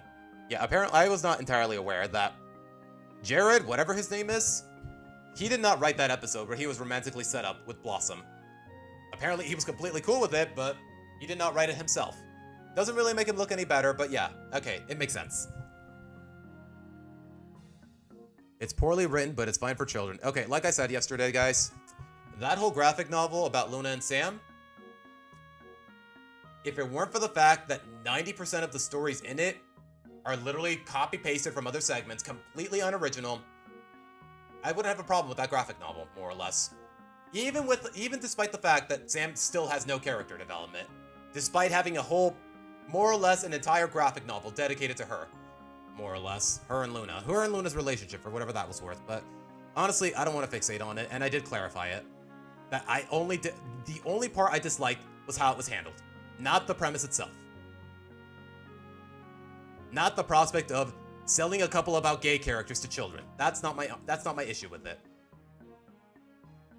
Amazing video. Also, I want to say this is a person who doesn't care about diversity. I feel like the character should carry the character, you know what I mean? To use Sam and Benny, for example, I feel like if you were to swap their genders, Luann and Benny would be getting tons of praise where people will not be cutting Suna some slack. Yeah.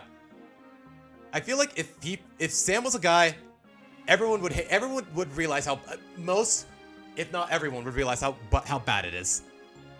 Have I thought about reviewing the new Phineas and Ferb episodes? Okay, Nick, I'm glad you asked because I've been meaning to review that one episode about the Candace suit because it is so fucked up, but in all the right ways. I do want to talk about it. I don't know how long the video is going to be. I haven't even started the script. And by the time I finish it, I feel like people aren't going to care, but I want to talk about it anyways, eventually.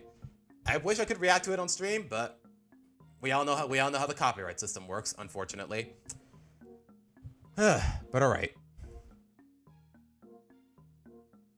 Personally, I feel like the show cannot handle ships. If it had to have them and write them well, please. Lincoln and Stella sound like a good ship stuck in what could have been. Yeah, they are more or less in this purgatory. One of my fears is that this show is going to try to have Lincoln end up with Ronnie Ann and leading into him having 11 kids. Okay, the kid count is not really a problem for me, but yeah, Lincoln ending up with Ronnie Ann, it just... I don't mean to exaggerate when I say it would be a legitimate insult to both of their character developments. Like, the fact that their friendship grew into one of their strongest bonds, yet also completely platonic, I respect that in every capacity.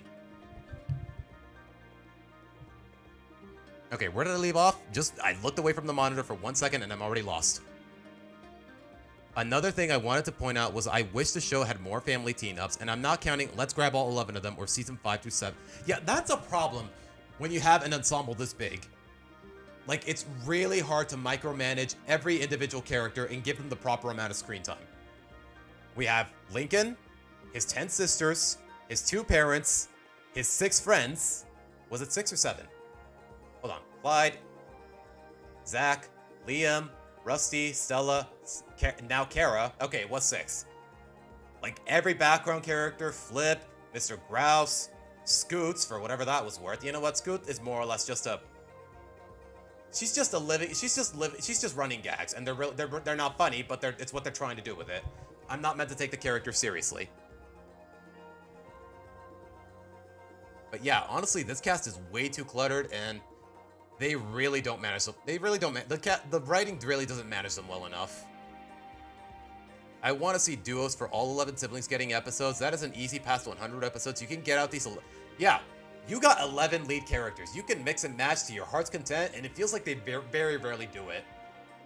Like, I appreciate episodes like Trouble Brewing for actually giving me some sort of interaction between Luann and Lori specifically. 2 specific Loud sisters. It wasn't the best written episode, but I appreciate the prospect nonetheless. But anyways. Okay, do I really want to read this whole comment? I'm not gonna lie, guys. It's really long, and my throat is gonna start hurting if I talk too long like it did yesterday. Jesus, get me some water. John, do you have any more boba tea?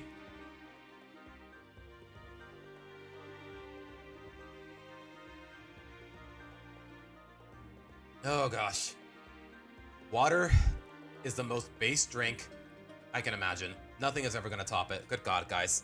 Drink water. Stay hydrated, guys. Drink water. Screw your Gatorade. Screw your energy drinks. Screw your boba tea. Okay, you know what? Actually, no. Boba tea is delicious. Water is the definitive drink, no matter how you slice it. Let's see. Where did I leave off? We end up getting stuff like Winning Spirit, where Lucy summons a ghost rather than team up with Lynn to pass her gym test. That's the thing, though. The idea is that Lucy is trying to cheat her way out of passing her gym exam. She did not mean to. Initially, she did not intend to do the examination properly or respectfully. I can understand why she didn't consult Lynn, because Lynn would definitely give her a hard time in that regard. But at the same time, yeah, it does feel like wasted potential. And speaking of complete waste, I feel like the 2 animated movies could have been way more family related. The first movie could have been the first 5 minutes of the movie squeezed into an hour. I don't know about you guys. Okay, would it be too disrespectful if I stopped reading this comment? I'm not gonna, you know what, I'll try. I have to try. Another thing I want to point out is that okay, I already read that. The first movie could have been the first 5 minutes of the movie squeezed into an hour. I don't know about you guys, but a movie about the Loud family growing up until we get to see the present sounds way more interesting than Lincoln feeling like he's in his sister's shadow, so he has to drag the whole family to Scotland to feel better about himself. That's a crude way of putting it, but I get where he's coming from. And the spy movie, don't get me wrong, is way better than the first movie, but I feel like if Lincoln wasn't obsessed with the spy stuff, this movie wouldn't have happened. You know what? I don't think we needed a whole 90-minute movie just to tackle that idea, just to tackle that kind of character development. But still, I can appreciate the messaging for what it is. Being a hero calls for, especially if you're a kid, you gotta realize that all that stuff you see in fiction, superheroes, secret agents, or whatever, you gotta grasp the idea that it's not real, and if you try to implement it in the real world, things could go really wrong in one way or another. And this is coming from a guy who is still watching the show. Granted, I don't watch the Lincoln and Friends episodes, but I still tune in to watch the episodes relating to the family. Of course, it doesn't mean those episodes are safe either. Yeah, I get that. When it comes to the spy, supernatural, sci-fi magic elements that are just in the shows nowadays, I feel a lot of it is badly implemented. It could have worked if either was written better or was implemented earlier, or just like, as I think somebody said it a while back, just do what the Simpsons did. Treat them like Halloween specials. Treat non-canonical Halloween specials. That's all you gotta do. It would definitely get rid of like 90% of my problems with it. The modern Nick cartoon. Okay, I don't know what this guy's trying to say. I honestly believe that diversity matters, especially for a disorder, ethnicity. It's often stereotyped, but you should treat your diverse characters as, I don't know, actually characters that aren't just boiled down to what they're representing. Seriously, dude, I like how they were trying to represent more, but it's not just not being written well, or not really written at all, if you ask me. This video makes a lot of good points. I used to love the franchise a lot, but it's not doing really well. Yeah. How long has that been going on? 5 years? 6 years?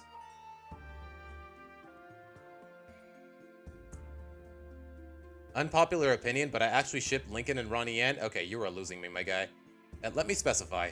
After Ronnie Ann gets her own show and character development, before that, I actually thought they were cute, but I couldn't really see the vision, and honestly, didn't care, especially in episodes like Save the Date or Heavy Metal. For obvious reasons, I will say the endings were nice, and it made me like Ronnie Ann as a character afterwards, which is good. Okay. Bro's a pro shipper. Okay, you don't gotta disrespect it like that. La Casa Grandes is an uninspired spin-off. 4 seasons, and it's actually very impressive for a children's show, especially in this era where shows keep getting canceled after 1 season. Other shows on Nick that weren't big as... That's the thing, though. You know what? Let me just show you guys. Exactly. Hopefully Google can deliver with what I'm looking for. Okay, not those kind of ratings. And of course, Google show... I'm gonna be real with you guys. As a native Mexican, the Casa Grandes is not good representation. It's cliche, it's uninspired, it's not funny, it's virtually nothing. As far as viewer ratings are concerned... Let me see. Are the numbers actually here? Yep. Its first season, by Nickelodeon standards, not even 700,000 viewers, concurrent viewers on average. Like, when the numbers are that low, yeah, I am legitimately surprised that this show did not get canceled after 1 season. Because, well, how many other shows? You know what? I would look into the other shows, but there's just so many examples of Nickelodeon shows that have been canceled in the past couple of years. But point is, with these kinds of ratings, this show would not last. by normal means on Nickelodeon, to say the least. Like, if I weren't under the suspicion that they just kept dragging the show along for whatever reason, like, I could definitely understand what he's trying to get across here. But the fact of the matter is, 3 seasons, and it got canned because of low ratings. They straight up said, oh, we want to focus more on the Loud House. That was straight up their only explanation. And also, like I said, and as far as ratings are concerned, that has nothing to do with inspiration. What are the ratings of the Loud House nowadays, my guy? On average, I actually don't know. You know what? Maybe we can ask Grok. That's the thing I like about Twitter's AI. It actually quotes sources. Recent TV viewer ratings of the Loud House. You know what? That's a good way to word it. Keep in mind, guys, I'm holding my microphone on one hand, so please excuse me if my typing's a little slow.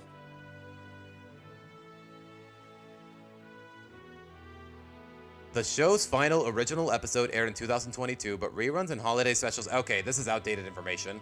Never mind. Okay, hold on. Yeah, it's not really giving me recent numbers, more or less, as far as public television is concerned, so never mind.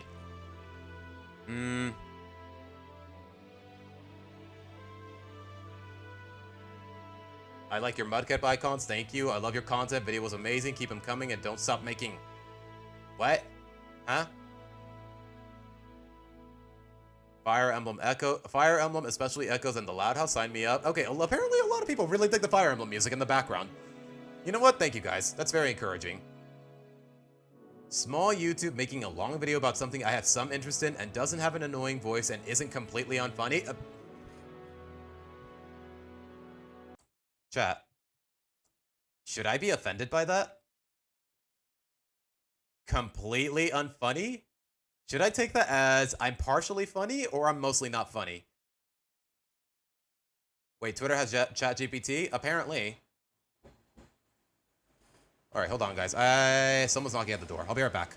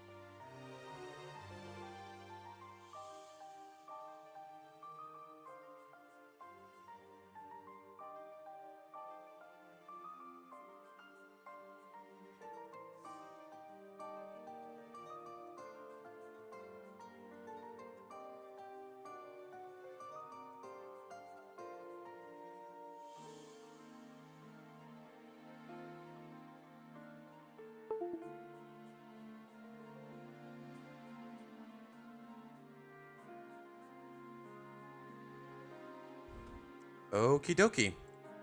I'd like to believe we are back in form.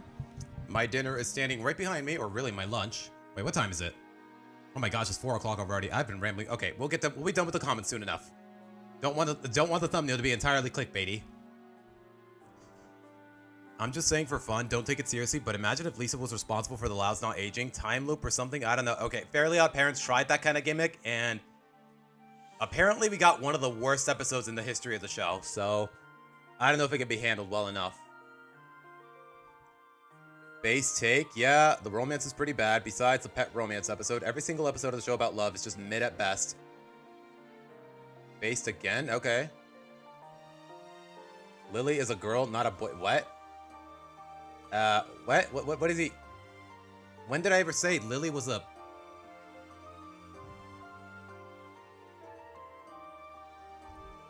Okay, moving on. Bro, I understand the Sam is just a straw man, but this doesn't mean gay care. I did not insinuate... Chat, when did I ever say in any of my videos, oh, ban all the gay characters, or something along those lines? Never. On the other hand, you may want to consider... I gave all the respect that was due. I don't know what you're on about, man. I specifically said I would say some things, but I don't have enough information. I want to say that's respectful enough, but apparently, that's more or less all the comments, guys, so... I'm glad I can more or less finally put this behind me. But I do appreciate the viewers I got in the meantime. So, seriously, thank you guys so much for your support, all of your support that I've gotten. For all the support I've gotten throughout this whole process, but alright. Let's get to what the title promised, more or less. Okay, do I want to change the background music? Like I said in my videos, guys, this is probably the only good Loud House fanfiction I've ever found. Which really saying something, because fanfiction in general, not my cup of tea. Hate it. It's cringe. It feels desperate. Like, I don't know, there is so much I can say. When fans are writing something because, like, I don't know. Especially this fandom, their imaginations, they just go in weird ways that are either out of character or just cringe. But alright. Should have clarified it a little better, or if adding the year or season of the Loud House? What do you mean, John? Wait, you're talking to me or are you talking to Jesse? But alright, guys. But alright, as far as my videos are concerned, we are done with everything. The real question is, do I want to relist the videos and enable Okay, I'm probably not enabling comments because some of y'all need to learn to fucking behave. But do I want to relist it? I don't know. We'll have to wait and see. Only time will tell. Maybe someday. But I wouldn't mind hearing you guys' opinions. But alright. Okay, how do I start this? Okay, I'm definitely gonna need better background music. Like, I don't know. Like, I want to have a different song for different music in the background for each chapter, to say the least. And this is just a compilation. A really long compilation, mind you. How do I want to do this? I probably should have thought about this yesterday, now that I think about it. But to be fair, I did not have time to decide.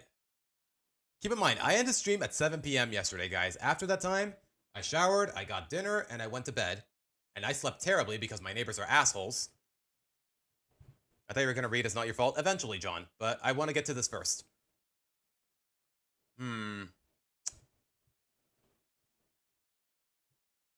What music do I want to start with? You know what? I have an idea.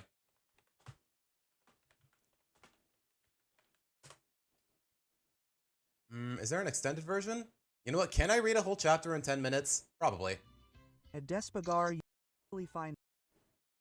What kind of AI slop horse crap is it? What did I just look at? Okay. Sure, why not? I think this will do nicely. As I've said time and time again, I'm a big fan of Fire Emblem music. But alright. Okay, I need to clear my throat and maybe get some water because... Buckle up, guys. Okay, do I want an opening do I want to embrace like embrace the gimmick, the method acting of a narrator more or less? I kind of do. I guess I kind of have to. I don't know. When Stella, you know what? Do I really need to read the prelude? Like, I don't know. Some of the writing, it's not the best, but I will say for the most part, I did enjoy this. Just because it more or less does what the canon should have, but it didn't. But alright. It was just another day in Royal Woods, Michigan.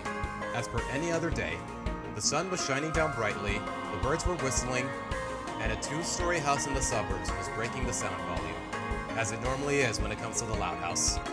It was morning, the kids were getting ready for school in their own chaotic way. Lori, oh right, I forgot. This, keep in mind guys, this was written in 2019. Before Lori moved out, before she went for college, before she got her own apartment, before we met Kara, before a lot of stuff. Keep in mind guys. Keep in mind guys, it's not going to be entirely respectful to the canon because a chunk of it didn't exist yet.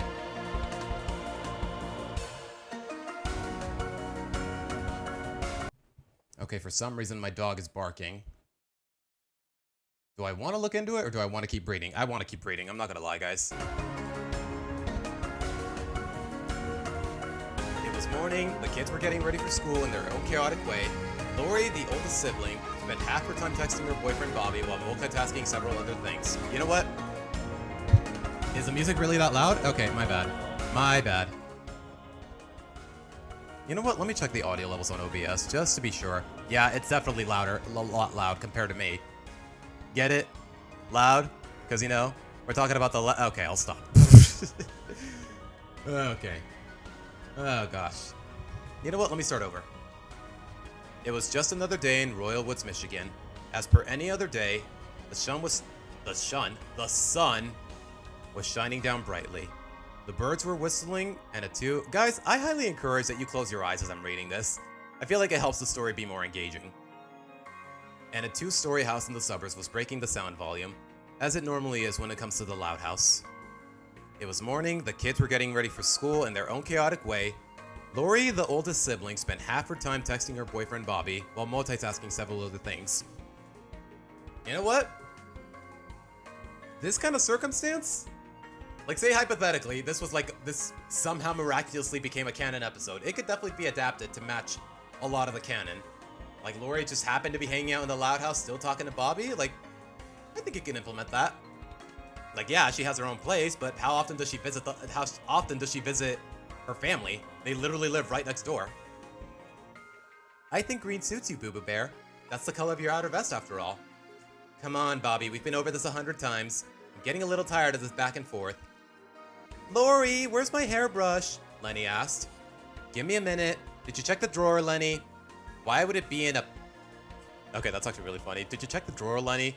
Why would it be in a pencil? Get it? Drawer, drawing. Okay, it's dumb, but you know what? It's in character for Lenny. I can respect that. In another room, the third oldest child, Luna, was rocking on her guitar as per normal.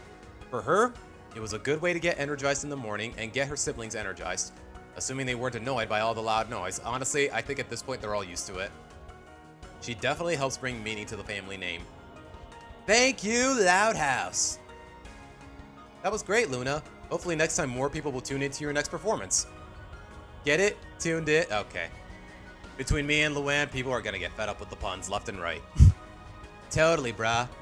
In another room, the 5th oldest daughter, Lynn, was doing her morning push-ups.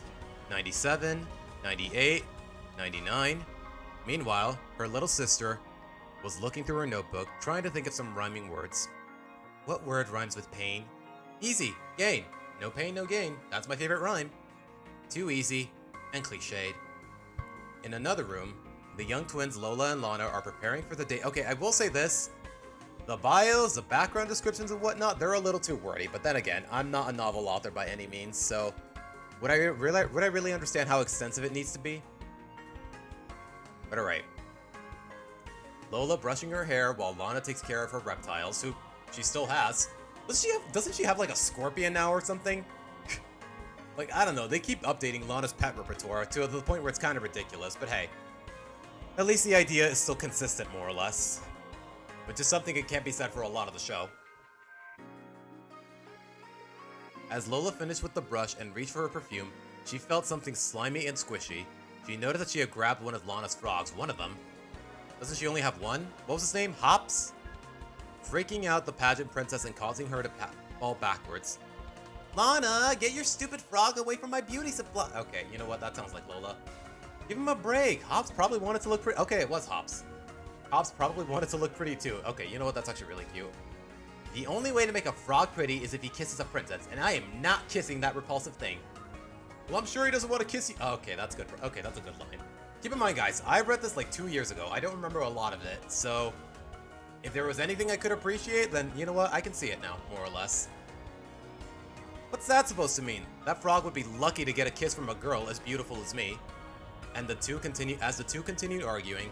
Nearby, the second youngest Lisa was doing her usual experiments, attempting to precisely get the right drop of a chemical into a breaker. While she was successful, it started to act up, causing her to act quickly and throw it out the window. A small explosion ensuing afterwards. Yeah, that sounds like Lisa. It's a little repetitive, but that sounds like Lisa. I hope that didn't destroy our neighbor's fence again. I'd rather not lose my science privileges for another week. Yeah, that's why I encourage you guys to close your eyes, Johns. It just helps to get the imagination rolling. Know what I mean? It feels like there's an anime. That's the beauty of reading books and just reading in general. Just it's like Sam from iCarly put it. It's like TV in your head. It's part of the reason I enjoy reading. Not fanfiction in particular, but reading in general. I definitely enjoy it. Seriously, kids, go to the library, read books. Not a lot of messaging that I see often enough. As the two continue, okay, I already read that. I hope that didn't destroy our neighbor's fence again. I'd rather not lose my science privileges for another week. Okay, I do not do a good Lisa lisp, to say the least. Goo goo. Wait, that's just Lily. Wait, oh, right, I forgot. This was written before Season 5, so Lily is still relegated to just baby talk. She cannot speak actual words, more or less. That would be the least of my worries if the explosion caused a form of injury. Fortunately, I did not hear any yelps of pain. Still, it wouldn't hurt to check. Finally, in a room made from a linen closet was the only boy in this house full of sisters. Born 6th into the family, so right in the middle of 11 children was Lincoln Loud, who was looking through his drawers attempting to find something. When was this made? This was made late 2019, I believe. I would scroll up, but I don't want to lose my spot. July 9th, 2019. Okay, as far as the timeline is concerned, when was this published? I want to say around Season 4 of the show. I think that's when the first chapter... I think that's... This timestamp is when the first chapter was published, but... Let's see how it coincides with canon. Hypothetically, if we were to treat it like a canon episode. That's a July, right? Okay, about... I want to say... well into Season 4. Okay, that checks out. But alright. Where did I leave off? Finally, in a root... Okay, I already read that. Where's the stash of comics I had hidden? Lincoln asked, looking under his bed. I hope I didn't throw them out thinking it was trash. I was in a hurry last time. I collected garbage just to avoid missing my show. And as he continued to look, he heard a knock on his door. What is it? Lucy entered the room. Hey, Lincoln. Mind helping me find a word that rhymes with pain? Aside from gain? Wait, wouldn't Lucy just go out of her way to startle Lincoln here? Lincoln was a little surprised that Lucy actually knocked. Oh, okay. They actually do address that. Okay, good on you. Normally she would appear out of nowhere, not wanting to question his luck. He simply answered his question. Try strain? Oh, good one. Thanks, Lincoln. Okay, we're only like a quarter of the way into the first chapter, and this already feels like an organic episode of the first couple of seasons, the first 3 seasons, more or less. Thank you for not sticking up on me this time. Lincoln said as Lucy left. He doesn't mind helping Lucy with her rhyming. He just hates when she pops in out of nowhere. He's almost convinced she can teleport. Alright, now to just... Lincoln! Jeez, maybe I was better off being startled by Lucy. Okay, that's cute. Lincoln muttered, focusing his attention on his younger sister. What is it, Lola? Lana's stupid reptiles keep messing up my beauty supplies! They are not! Lola, I wish I can help, but there's not much I can do about Lana's pets. They're not gonna listen to me. But Lana will. Tell her to keep your pets under control. Why me? Can't you ask Lori to help you? She's too busy texting her boyfriend. Besides, when has Lori ever done anything for me without expecting something in return? That's a good question. Has Lori... Chat, think about it. Has Lori ever come off as a... I don't know. I feel like more often than not, yeah, Lori is a little too full of herself. This feels a little out of character, but at the same time, I can understand where it's coming from. But alright, let's change the music. Okay, this is a certified banger. You know what? Let's have it. If y'all... Okay, I would say if you guys know where this is from, you are based, but literally the screen is spelling it out for you. So, alright, moving on. That's kind of harsh to say. I know Lori's bossy, but she's not completely selfish. Don't touch my new shoes. I told you, those are literally off limits. So is my new dress and my new hat. They heard Lori shout from down the hall. You were saying? Fine, I'll see what I can do, but I'm not making any promises. Lincoln said, standing up and making his way into the twins' room. Thank you, Linky. Lincoln sighed as he made his way into the room, seeing Lana with her exotic pets. Lana, what's going on with your pets? Nothing. Lola's just making a big deal for no reason as usual. I'll show you a big deal. You want to take us outside? Girls, no fighting, please. Let's not let this escalate. Again. Please. Try to keep your pets on your side of the room. I'm sure you wouldn't want any of Lola's girly things near any of your stuff, would you? Ew, no way. Especially that silly glitter of hers. That stuff tastes horrible. Lincoln looked confused and kind of grossed out. Why did you eat her glitter? It looked like candy. Why did they make something look like candy and have it taste like trash? And I don't mean the good kind of trash either. Okay, I'm really glad that they actually addressed that line. Because we all know Lana actually loves eating trash or playing with it or whatever. Besides, Lincoln, this is Lana we're talking about. When has she ever needed an excuse to eat something gross? She probably eats more worms than the birds in the backyard. Okay, let's stop talking. I don't want to lose my breakfast before I even have any. Please, just try to keep your pets in line. Okay, fine. Lana said, pouting a bit, though lightened up when Lincoln affectionately patted her head. Aww. Okay, that is a really cute detail. I'm glad that was included. Lincoln turned back to Lola. There? Problem solved. Thanks, Linky. Yeah, sure. Now I need to go find something, so... Linky! If it's not one sister, it's another. My work is never done, Lincoln said. Then he made his way towards Lori and Lenny's room. What is it, Lenny? He peeked inside and saw that she was there by herself. Much to his relief, he didn't want to risk annoying Lori. Okay, in the modern canon, that's a little baffling because Lori doesn't live here anymore. But back then, was Lori really ever that picky about people going into her room? I guess at the beginning of the series, the second episode of the series ever, Lori was like, Lincoln, if you ever go into my room again without my permission, I will literally turn you into a human pretzel. But other than that, do we really? Has Lori ever been that much of a brat? Honestly, she never really gave me that vibe, but that's just me, though. But alright. Sorry to bother you, Lincoln. I'm having trouble finding my hairbrush. I asked Lori to help me, but she was too busy on her cell phone. Then she left to freshen up. Where did you last see it? Lenny did her best to think about when she last used her hairbrush. Last I remember, I was trying to get rid of some annoying split ends. Then Lori showed me this really cute sweater in a magazine, so of course I had to go see it, and it was totes cute. I mean, I felt all warm just looking at it, and it made it from a special cotton so it won't be itchy. And Lenny, getting off topic here. Right, sorry. Anyway, I got off my bed and I went to see what Lori wanted to show me. Then, I couldn't find my hairbrush anymore. Lincoln thought about the situation for a moment. Did you try checking under the bed? Lenny looked toward the bed, blinking a few times, as if trying to register the idea. Okay, that's a clever detail. She went over to her bed and checked underneath.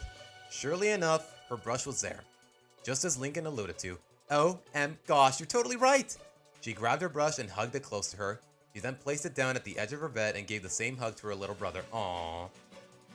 See, those little moments, those semblances of affection.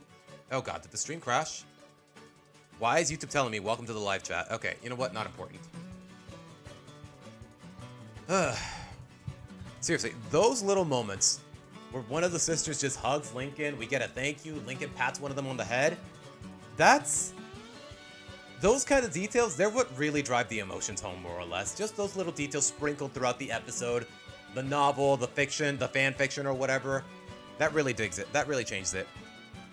I see, but the animation is playing while you read. It's crazy. Eyes are not closed, though, while the animation plays. Hey, however you get the imagination rolling, John. However you get it rolling, my guy. Thanks so much, Link. Okay, back to it. Thanks so much, Linky. I don't know what I would have done without my brush. Can you imagine what my hair would have looked like? I'm sure you still would have looked just fine, Lincoln said, a little flustered from the hug.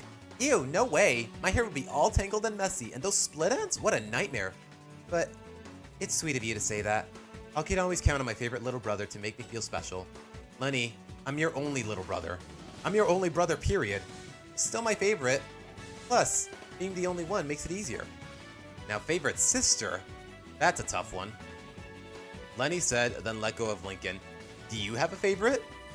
That question did surprise Lincoln, as well as worry him. He hoped to avoid a question like that, knowing that his answer would result in 9 angry sisters. Fortunately for him, Lori had come back from her quick trip to the bathroom, though it might lead to another bit of trouble for the young boy. What are you doing in my room, Lincoln? The eldest loud sibling looked displeased that her one rule, rather two, depending on the situation, was being violated. It's fine, Lori. I called him in here. I needed help finding my hairbrush. Lenny, I have a rule. A rule I've already told Lincoln. Never come into my room, at least not without my invitation. It's my room too. I don't know how I feel about that. I don't think Lori is this petty. You're only older than me by 1 year. I think at least. Lenny then began to count with her fingers, much to Lincoln and Lori's amazement. Okay, that's a good detail. That is a good detail for a dumbass like Lenny. Never mind, Lenny. The point is, I'm the older one. Lori turned to Lincoln. As for you, since Lenny found her brush, I'm giving you a chance to walk out. Unless you want me to assist you in leaving. Jeez. Lincoln shook his head. No thanks, I can do that myself. Lincoln made his way out of the room, glaring slightly at Lori as she left. As he made his way back to the room, he began to mutter, I can safely say that Lori certainly isn't my favorite right now. Oh well, it's time to find that comic so I can bring it to... Heads up! Lincoln on instinct jumped to the floor as a soccer ball went over his head, bounced off a wall, and back to the one who kicked it. Said girl catching it like a goalie, that girl being Lynn. Woo! I'm both offense and defense. Lynn, you shouldn't be playing with that in the house. You'll break something. When have I ever broken anything? Is that a trick question? They heard Lisa ask from her room. Who asked you? Okay, maybe I broke something once, but that was forever ago. It was last week. Okay, that's actually really funny. It was last week. Will you butt out? Anyways, I hardly ever break anything. Explain your many casts then. Lisa, why do you always have to talk like you're so smart? That's just how I talk. Don't blame me because your IQ is wasted on sports. At least I'm athletic. Honestly, Lincoln, you could use a sports bot too. You spend way too much time reading those dorky comic books. Hey, they're not dorky. They're fun and I like them. Oops. Oh my gosh. See, this is what I get when the scroll button on my mouse doesn't work. But at the very least... Okay, we're back to it.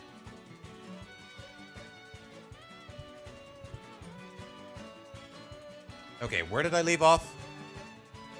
At least I'm athletic.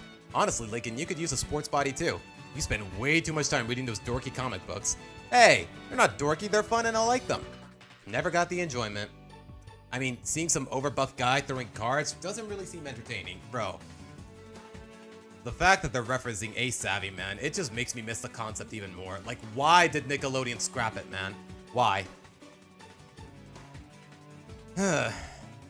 Such a shame, too. I really think it could be quite the jock if you just put your mind and body into it.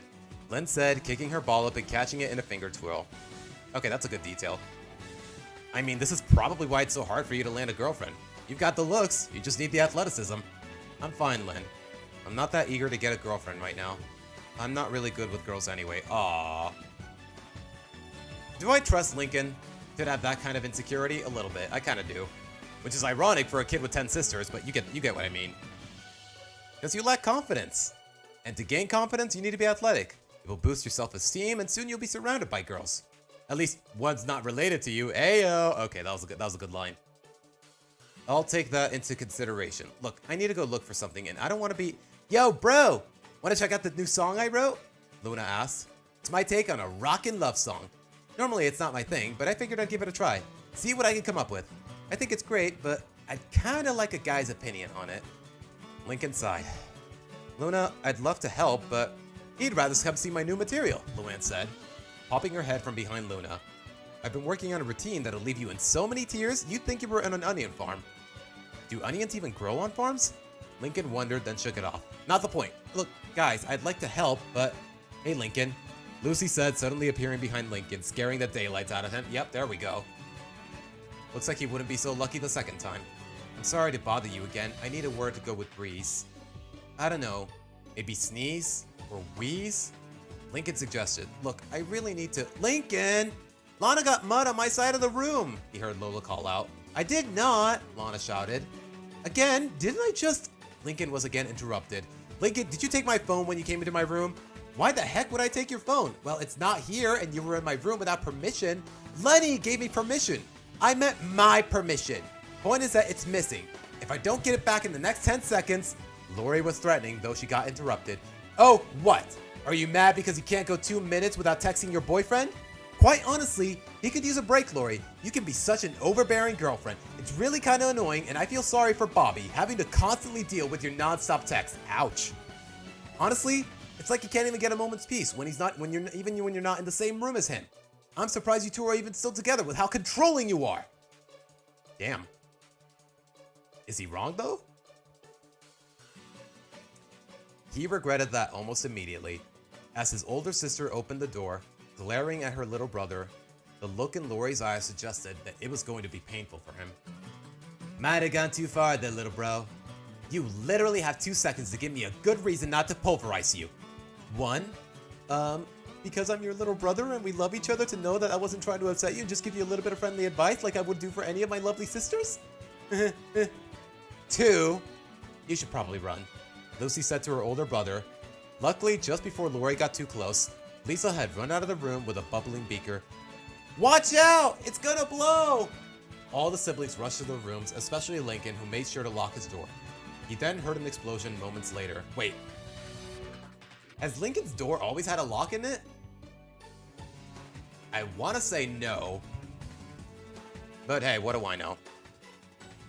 To which he checked out his peephole to make sure Lisa was alright. I'm alright. My eyebrows will grow back. Lincoln sighed in relief, both in Lisa's safety and that he avoided Lori. Though that didn't last long, as seconds later, he heard loud banging on his door. Open up, twerp. I'm not done with you. Lori, don't you think you're overreacting? Lincoln asked, desperately pressing against his door to keep Lori out. Don't tell me what I'm doing. Lincoln was worried. He didn't know why Lori was this upset. Chances are, something might have already annoyed her, and he might have just poured more water into an overflowing glass. Thankfully, this ruckus got the attention of their father. Lori Loud, stop that yelling this instant. It's Lincoln's fault. Whatever it is, I'm sure it's nothing that you can't talk out normally. Now stop intimidating your brother and come down for breakfast. You lucked out, twerp. She stomped away, Lincoln being thankful for everything distracting Lori from unleashing her rage. Now to get that comic. Lincoln went back to his bed, pulling out a mint Ace Savvy comic. Bro, F's in the chat for Ace Savvy, bro. Okay, guys, I will say this. I am all out of water, and my throat is definitely getting dry, so I'm gonna go get some more. I'll be right back.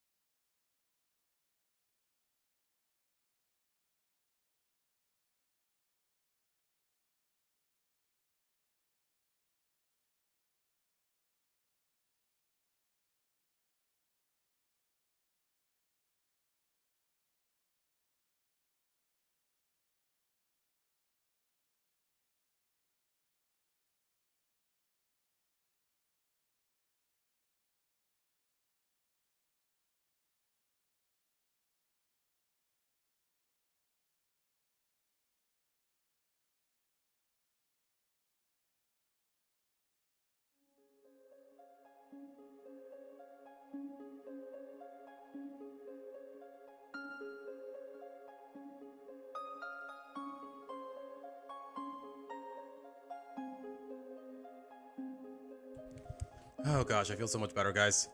One slice of pizza, a drink of water, and suddenly it feels like my throat is not actually killing me from all this talking. Maybe it's because it's really hot, maybe it's because I speak too quickly and impulsively, but this really takes out a toll on me. But alright. Lincoln went back to his bed, pulling out a mint-a-savvy comic that he wanted to show off for his friends, especially his newer friend Stella. Since joining the group, Stella has become much better friends with the five boys. Despite the awkward start weeks ago, now they just treat her like one of the guys. Not too literally since she's still a girl, but she enjoys doing things they do. Excuse me. And one thing Lincoln wants to show her is his A-Savvy comic. Hoping to show off one of his favorite issues of the time, he and his sidekick, One-Eye Jack, team up with other heroes to stop an evil alien from collecting the Stones of Power. Granted, it was a multi-issue. This one had the great fight, blah, blah, blah. Okay, do I really care? I can't wait to show Stella. Maybe we can be... Okay, that is true. In terms of canon, we have never seen...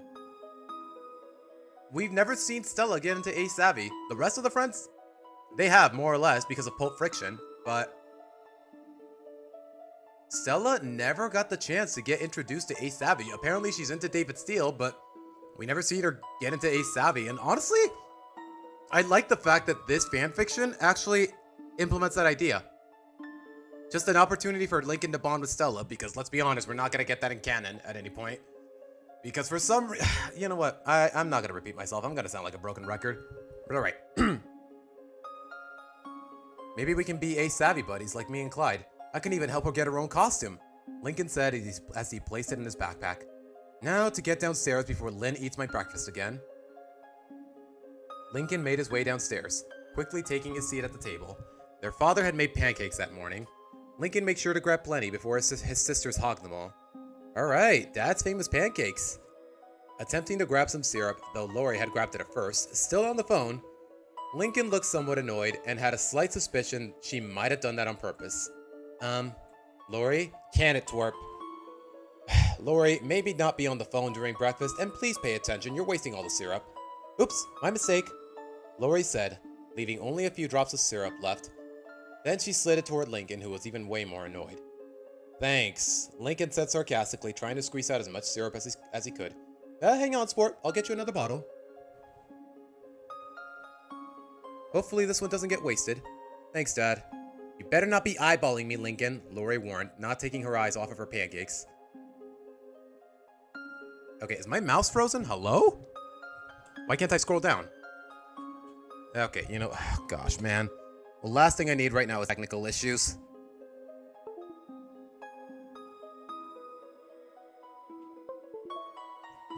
We good now? Okay, for some reason it was stuck on the... Okay, there you go. Jeez. Alright, where did I leave off? Syrup, syrup, syrup. Thank you, word search, for again helping me not get lost amidst all the text. You better not be eyeballing me, Lincoln, Lori warned, not taking her eyes off of her pancakes. Lincoln looked away, not wanting to incur Lori's wrath. Luna noticed this and sighed in annoyance. You really need to relax, Lori. It's not good for your vibes. Uh-huh, Lori said, barely paying attention to Luna, much to the rocker's annoyance. Lenny then nudged Lincoln to get his attention. Speaking softly, she explained Lori's behavior to her little brother. Lori's been a little stressed out lately, so try to be extra careful not to annoy her. What's got her upset this time? I'm not sure. I think it has to do with Bobby. We've been talking a lot lately, and Lori seemed worried about something. Alright, I'll try to be sympathetic, but she can still try to lighten up. Lynn finished up her pancakes, letting out a loud belch afterwards. Okay, that sounds like Lynn. Much to the annoyance of her siblings. Man, that was tasty. Ew, have a little class, Lynn. Sometimes you're more of a boy than Lincoln is. Someone's gotta show some masculinity. We hardly get it from the only brother, am I right? Heyo! Lynn asked while laughing, getting an annoyed glare from Lincoln. Ha ha, real funny, Lynn. Don't relax, I'm just messing around, Link. Don't be such a girl about it. Hey, leave the jokes to Luann, will you? Yeah, suppose I outed you from your sports career. Get it? Wait, what? I don't get it either. Barely. I mean, I think I know what you meant, but Oh, I guess I struck out with that one when it comes to the sports puns. Get it? That's a little better. Seriously, Link, take a joke. You know we're only goofing around. Lincoln sighed in annoyance. Just another morning, especially with Lynn. It's like she realizes that what she says and acts is kind of cruel. Lincoln, of course, notes that despite her attitude, Lynn loves him tremendously, as he loves her. Platonically. After his dad got him the second bottle of maple syrup, Lincoln finally got to enjoy his breakfast. Later, the school bus came. The kids boarding their way over to the respective schools. Okay, hold on, guys. I gotta cough real quick. I'm gonna mute myself.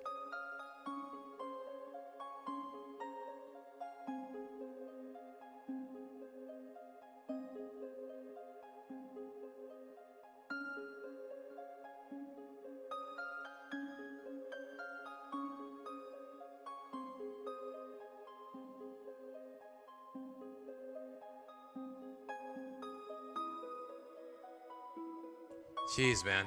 It's hot. I'm coughing. I'm getting dehydrated a little too quickly. Man, my body is just out to get me today. After his dad got him the second bottle of maple syrup, Lincoln finally got to enjoy the breakfast. Later, the school bus came, the kids boarding it and making their way over to their respective schools. Come lunchtime at Royal Woods Elementary. Oh, right, they're in elementary. I forgot. They're not in middle school yet. Lincoln was sitting at the table with his 4 friends. Rusty, Zach, Liam, and his best friend Clyde. You got the comic, Lincoln? Right in my backpack. Took me all morning to get it. Why, did you lose it? No. My sisters needed my help. One thing after another. Gotta love your sisters. What was it this time? The usual. Breaking up a fight between Lola and Lana, Lynn giving me her advice on life, helping Lenny find something she lost, the latter being risky because I had to go into her room, Lincoln said. Why? Too girly? It's not that. She shares a room with Lori, and she can get really irritated if you go into her room without her knowing, even if Lenny invites you. Lori. Even at her most dangerous, she is a work of art. Oh, that's right. Clyde had a crush on Lori. I'm not gonna lie, guys. I completely forgot about that whole plot device. What did happen there? Like, how did it go down exactly? Because the canon doesn't really make it clear. Clyde still crushes on Lori, but then suddenly he wants to ask this random girl out to the dance. We know what happened with Chloe, but we just completely forgot. Did the narrative just completely forget about the Clyde's crush on Lori, without any explanation? Huh. I didn't even think about that. Anyways. I might need to avoid her for a while. According to Lenny, she's not in the best mood. She's going out all day tomorrow, and I think the excitement of seeing Bobby mixed with the stress of making sure everything goes right is making her unbearable right now. But why, though? Didn't help that I got busted by Lori after helping Lenny. I take it she wasn't too happy when she found you in her room.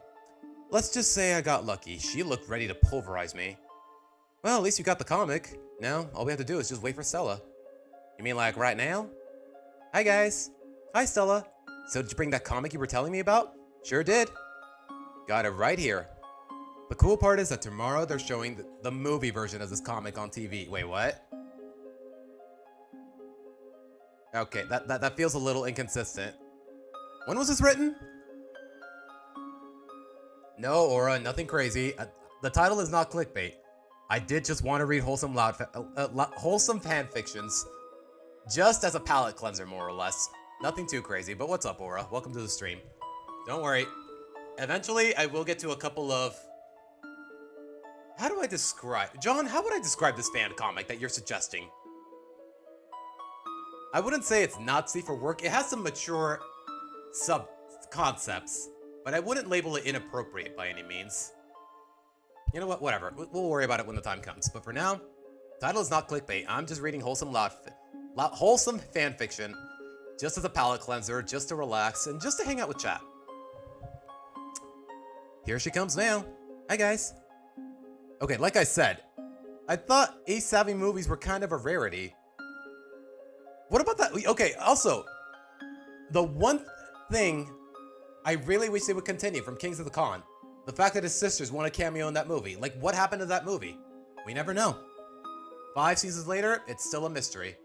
Like, honestly, that could have been implemented into this fan fiction, but at the same time, I want to say this got published before Kings of the Con, so I don't know. Maybe it was too late to actually try. But let's see how this goes. Let's see how this goes. The cool part is that tomorrow they're showing the movie version of this comic on TV. It's a special viewing with an extended cut. Me and Clyde are gonna see it tomorrow. It's gonna be the best. Out of all the Ace Savvy comics, this story arc is my favorite. And to see a movie version that's too long even for most movie theaters, it's a total dream. It's all they've been talking about for the past 2 weeks. I've never seen Lincoln this excited. Not since they announced that huge change coming to the Snap. Oh, that's right, the Snap. Y'all remember that episode where Clyde was Clyde got like a portable console of some kind. He gave it to Lincoln even though he didn't trust him. And then he snuck into his house to try to protect it. Like, that was a really cute episode. I completely forgot about that. As long as it doesn't go as wild as that Zootopia. I have no idea what you're talking about, and I think it's best to stay that way. Just from your choice of words. You mean the one with all the popular video game characters coming together? Who wouldn't be? Okay, that's basically just Smash Bros. Fair. You know what? I don't hate that kind of reference. It's subtle enough. And you know what? What kid doesn't like Smash Bros? Seriously. I've played Melee since I was a kindergartner. And to this day, I still think it's great. But alright. I like seeing the differences between comics and movies. Most fans don't like changes, but me, I like seeing how differently things can go. Plus, it makes it unpredictable, Lincoln said. And then turned to Clyde. What do you say, bud? Ready for tomorrow? I would be, but what? Oh no, but what? The thing is, me and my dads were gonna go visit my Nana. She got this really cute puppy tomorrow, and I get to go play with it. Is that really your best excuse? Okay. Okay, I don't mean to tamper with this guy's work for whatever it's worth, but I think a better excuse here would be, I don't know. You know what? You know what would actually be a really good excuse here? Clyde said, he already said he was gonna watch the movie with Chloe. Remember Chloe? That girl he danced with, and that girl he got with at the dance, and that never gets mentioned again? Like, what if he just goes on a date with her, and that's the reason he has priorities over Lincoln? That's all I'm saying. Smash Bros, not that Nicktoons fighting game? Okay, that Nicktoons fighting game is basically a ripoff of Smash Bros. Let's be real, guys. Let's be real. Okay, a better idea instead of Nana Gale getting a puppy here. How about Clyde just going on a date with Chloe? We're watching the movie with Chloe instead of Lincoln. I don't know. This feels a little too contrived. But Clyde, we've been planning this since they announced a TV showing. It's a special extended cut. Who knows when they'll have another one? I know, but my Nana really wants me to come. Okay, just hypothetically, scrap the whole Nana puppy idea and pretend Chloe showed up asking, Clyde, are you ready for the movie tomorrow? Like, that honestly would be... It would get my attention, to say the least. Yeah, but we were also going to go to Gus's Games and grub afterwards. They have that new kart racing game. I figured we could break it in after the movie. Maybe another time, bud. Well, some things can't be helped. Well, you could still do all that stuff at least, just by yourself. Well, yeah, but I'd like to have a friend with me. It makes it more fun. Yeah, guys. Whenever I watch, like, a movie premiere on TV or at the theaters, whatever, it's really no fun alone. Like, a while back, actually, you know what? Let me give you guys a little more context. A long time ago, back when I got another hit video, when I was making Gravity Falls content, I made a poll on my community posts. I don't know how far in is it, but hold on. Don't mind the Wigglytuff. Don't mind the memes. I polled about 1,500 people, and I asked, would you go to a movie theater alone? And to my surprise, almost the results was a unanimous yes, more or less. Like, I want to say it was like 70% yes, and 30% of the people would say they would not go to a movie theater alone, which honestly surprised me. Like, do people really enjoy that? Like, I don't know. Oh god, the music's over already. What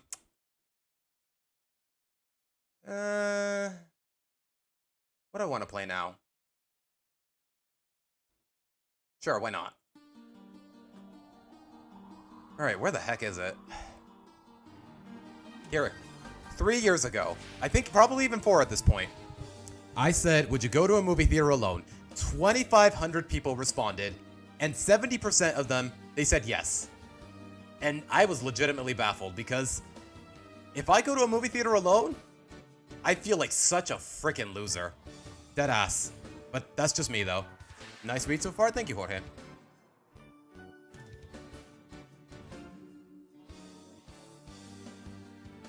But alright, just I wanted to give a bit of context. I mean, if one of you guys want to come, then you're more than welcome to. Liam, Zach, and Rusty glanced nervously at each other, all feeling the same worry. Liam spoke on behalf of the three boys. Lincoln, you know you're our friend, and we really like hanging out with you, but your sisters are insane! What? You're both thinking it too. Okay, that's actually that's canonically, Lincoln's friends have actually hung out at his house. I think at least in 1 or 2 instances, they have been to his house, so this is a little inconsistent to the canon. But, oh god, did the stream crash? It did.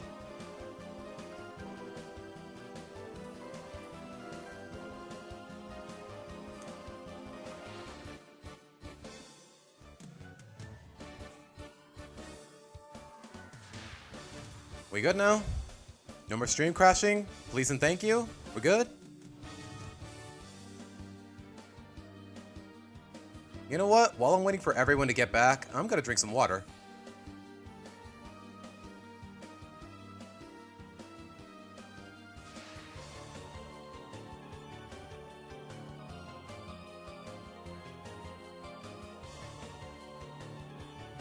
Okay, we should be good now. You know what? I think my foot was on the Ethernet cord, and that's why I had an issue there, but we should be fine now. But alright. Lincoln furrowed his brow at that. Hey, my sisters are not that bad. Sure, they can go a little overboard with things, but it's just how they are. I've gotten used to it. Clyde has as well. Pretty sure he endures it because he has a crush on Lori. Actually, I think all his sisters are pretty neat in their own way. Maybe you can tolerate it, but they're just out of control. And I don't want another makeover. Remembering the time Lola applied her makeup product the last time you went... Okay, you know what? Oh, okay. That's actually really good continuity. Hold on. Let me see if I can find it on YouTube. I remember it was from the episode where Lincoln and Clyde had a sleepover. Hold on. Forgot what it was called though. Let me see. Princess Makeover Time. Like, remember Lola barged into the room and she was like... Okay, that's not enough context. Point is, Lincoln was hanging out with Liam in his room. Lola barged in. She said, Princess Makeover Time. You covered Liam in makeup, and then Liam ran away, and he's like, I look like my Meemaw. Like, honestly, okay, that is really good continuity. Okay.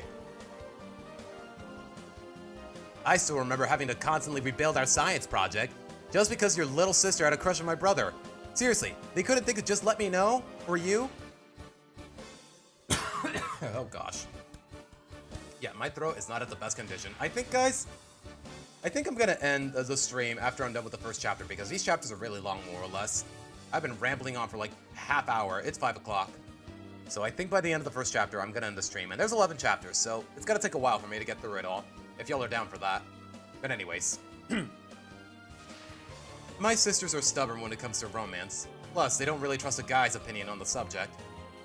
Except for yours. But then again, they know you better than anyone, so... I mean, it's the kind of the reason you met Stella in the first place, my guy.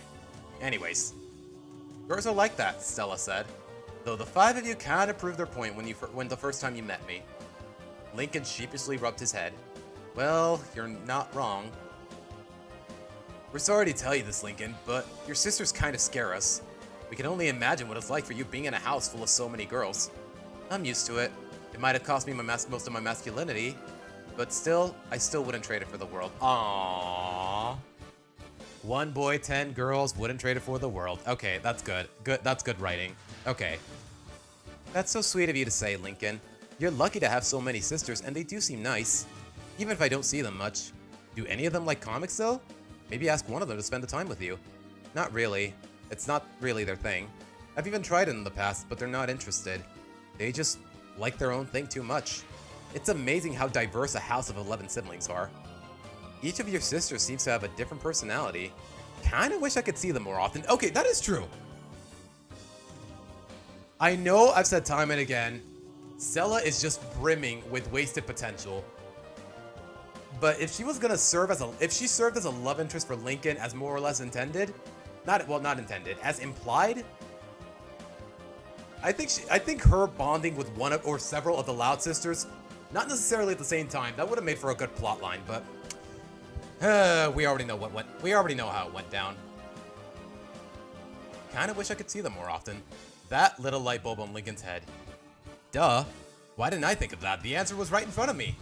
What answer? To which Lincoln suddenly grabbed her by the shoulders, looking her right in the eyes. Whoa, Lincoln. Definitely a bold move, because we know you like this girl, my guy. You, Stella, would you like to come over tomorrow? It can be the two of us watching the movie, reading comics, and going to Gus's. You and me? Well, it wouldn't be the first time we've hung out one-on-one, but I don't think I've ever been to your house before. Okay, unfortunately, that's not true anymore. But keep in mind, guys, this fanfiction was written in 2019, before a lot of those ideas were established. But I don't think I've ever been to your house before. The thought of it makes me kind of nervous. Don't you want to get to know my sisters better? For some reason. Okay, that's funny. I do want to get to know them better, but without the rest of the guys, I won't feel as confident being at your house. You know what? Even with how little character Stella had at the time, yeah, we do know for a fact that she struggles with confidence in a handful of aspects. Like, if y'all have seen a Stella performance, you know what I'm talking about.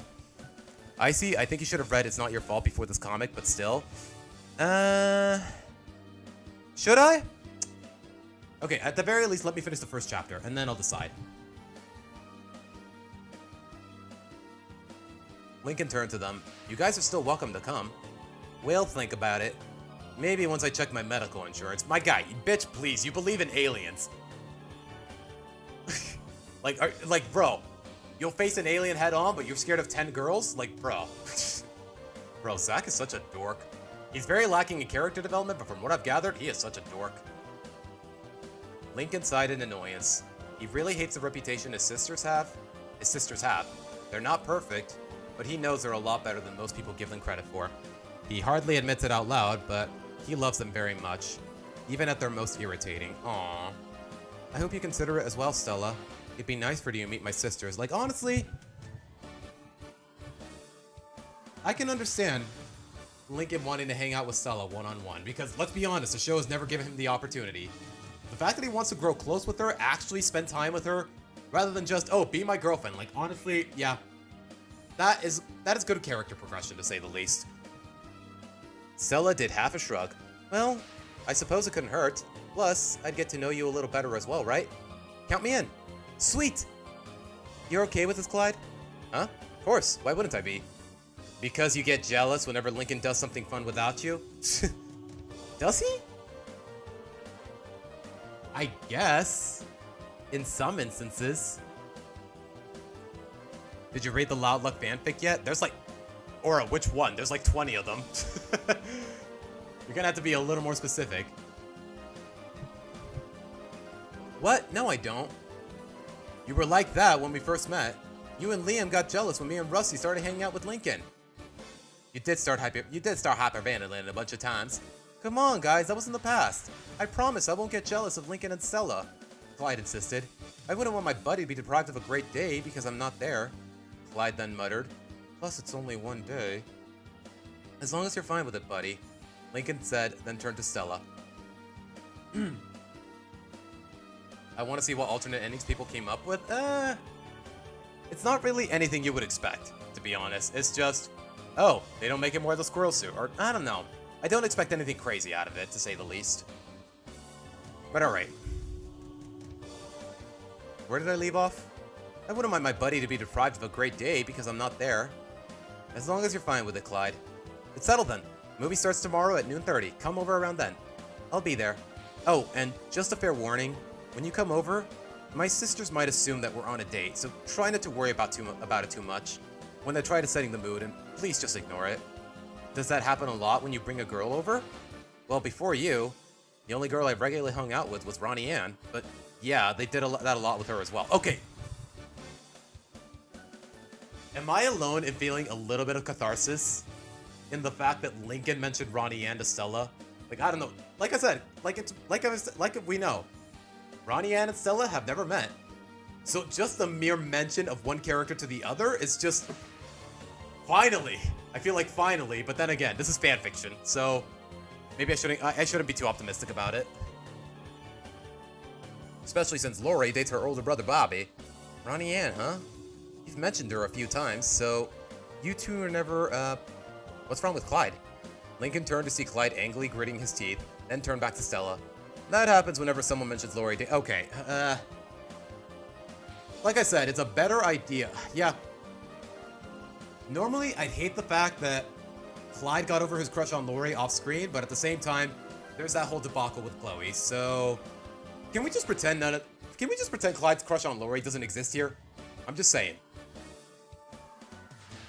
I thought him moving away would help my chances. Okay, we can skip that. So, anyway, you and Ronnie Ann were just friends as well? Sometimes we were. Sometimes we weren't. It got really confusing. Yeah, honestly, it was never really made clear. I mean, right now, we're just friends. I don't think she's interested in dating me. Aw. I mean, that is true, actually. If y'all have seen Season 1 of La Casa Grandes, then you'll know that Ronnie Ann doesn't like Lincoln romantically. At least, not anymore. Best thing about AI is you can call for any madness. A Loud House, but if it was written by Stan Lee and Jack Kirby, yeah... I don't know if you're actually going to enjoy the results, though. Like, everyone knows how inconsistent AI can be. Sometimes it's fun, and sometimes it's helpful for research, but when it's something that specific, I can see how things can go wrong. I mean, right now, we're just friends, but I don't think she's interested in dating me. Well, don't count yourself out. Who knows? Maybe she likes you, but she's not ready for dating yet. I don't know. I just try not to think about it. But let me show you that comic. Lincoln grabbed the comic and the six friends started looking over it, already debating all potential changes for better or for worse. Later on, Lincoln had just gotten home, feeling really excited about the next day. Of course, he had to deal with all the chaos when he got home, but he wasn't too good of a mood. Lynn was the first to notice his mood. Oh, okay, you know what? That's actually really cute. Lincoln being so enthusiastic about spending the day alone with Stella, in particular. Like, I think this would play out a little differently if it was Clyde like intended at first, but the idea of him being enthusiastic about spending the day with Stella, that's actually really cute. Lynn was the first to notice his mood. You're oddly happy. What, did they release a new comic or something? Even better. I've got a fun day planned for tomorrow, Lincoln said. Oh, that. You're gonna spend all afternoon watching some superhero movie, because watching guys in tights is somehow entertaining to you. Hey, that movie's one of the most popular movies in ages. You're missing out just because you have a lousy opinion on comic books. Yeah, because laying around reading books with pictures is so entertaining. Whatever. Clyde can't make it tomorrow. He's going to see his grandma. Or, like I said, on a date with Chloe, whatever. So my plans are changing a bit.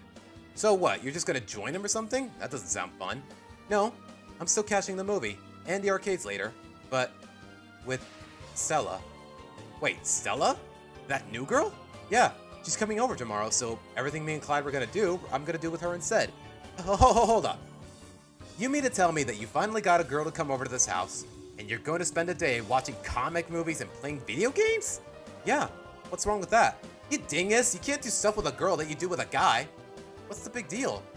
I used to do stuff like this with Ronnie Ann all the time. Uh-huh, and where is she now? All the way in the city?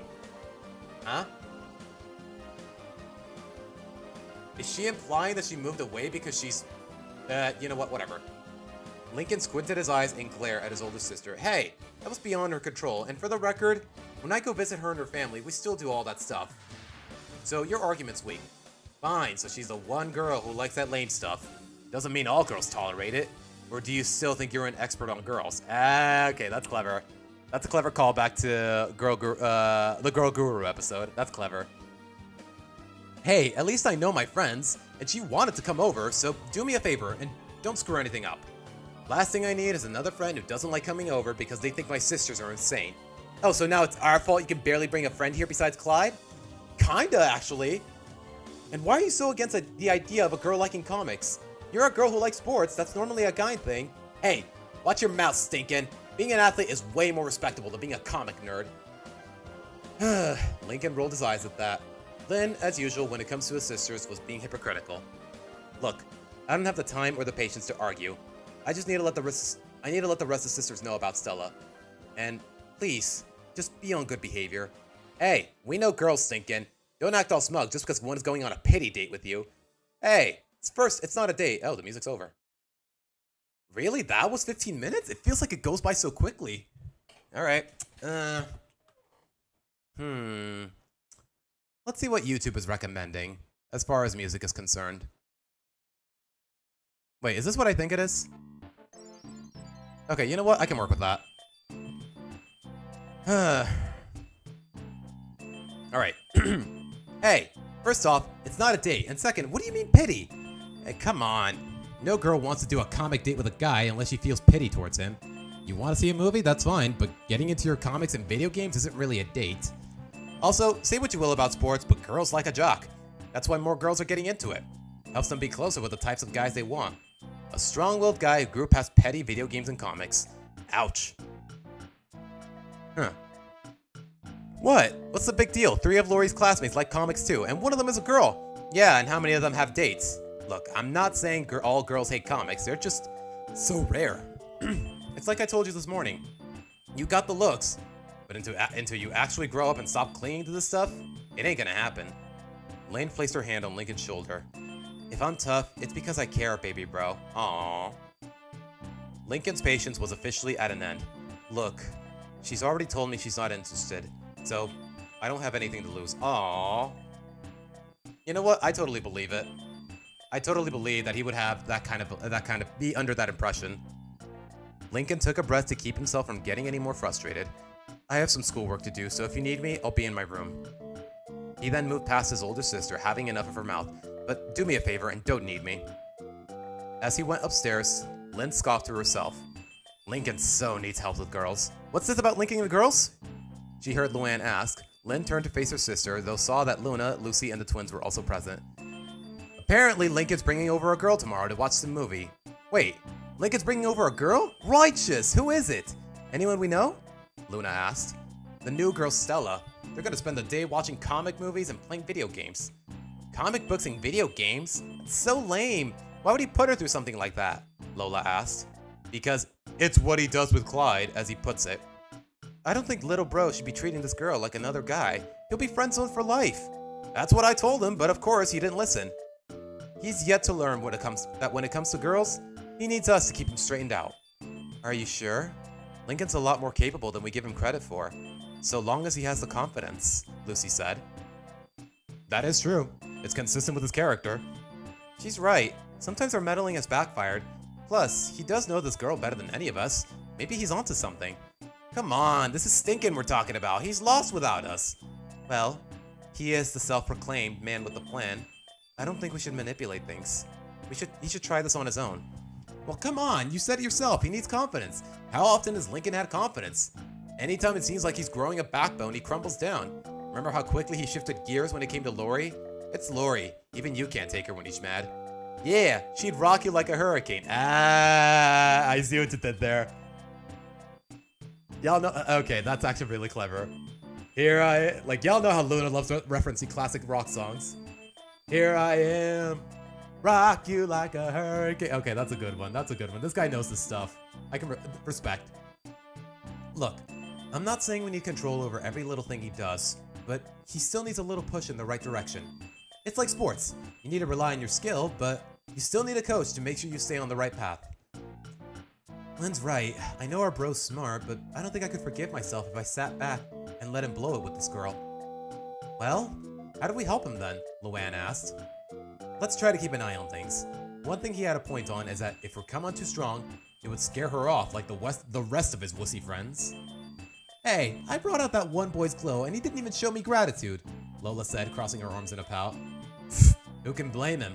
Lana said, much to Lola's annoyance. What time is she coming by tomorrow? Around noon, I think. Now I'm thinking we relay this plan to the rest of the sisters. Good idea, but I don't think we're getting any help from Lori since she's gonna be in Great Lakes tomorrow. Oh, that's a shame. She's got the most experience when it comes to a boyfriend. We'll manage without her. Heck, back when Lori and Bobby first started dating, me and Luann were the ones keeping an eye on things. I guess we were the pair of eyes in her paradise. Ha! Get it? I kinda get it. It's stupid, but I get it.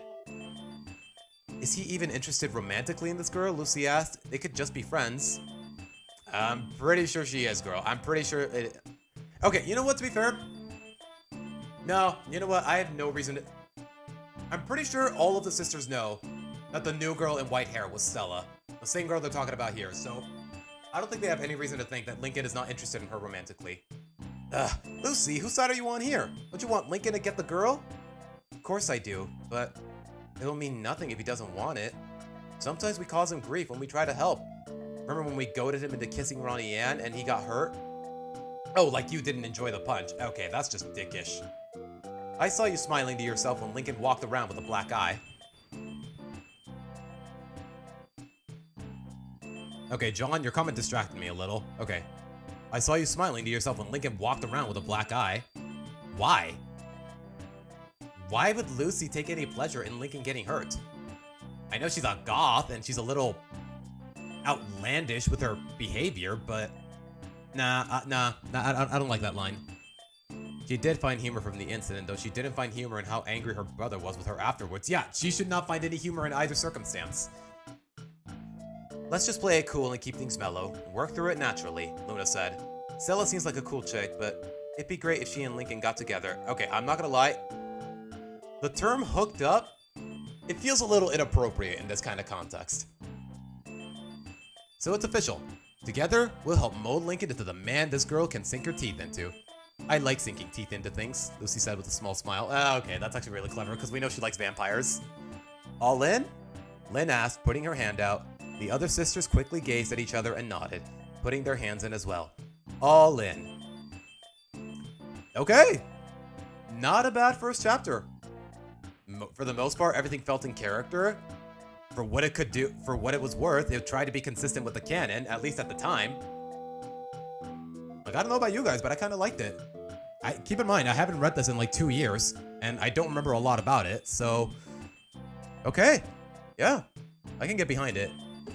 But what do you guys think? Should I keep reading this? Or... should we get to reading It's Not Your Fault? Because keep in mind, it's not your... You know what? It's not your fault. You have to wait until next time, just so I don't have to change the title of the video. Or make it seem like it's misleading in any way. We're gonna do it eventually. Just... I don't know when. I'm just not sure exactly when. But like I said, guys... Ugh, what time is it, by the way? It's almost 5:30. Maybe we can get a bit of a preview of the second chapter, but... for the most part...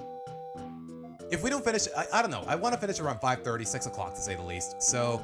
maybe one more chapter and then we're gonna call it. But first, I'm gonna drink some more water. I'll be right back, guys. Hydrate or dihydrate.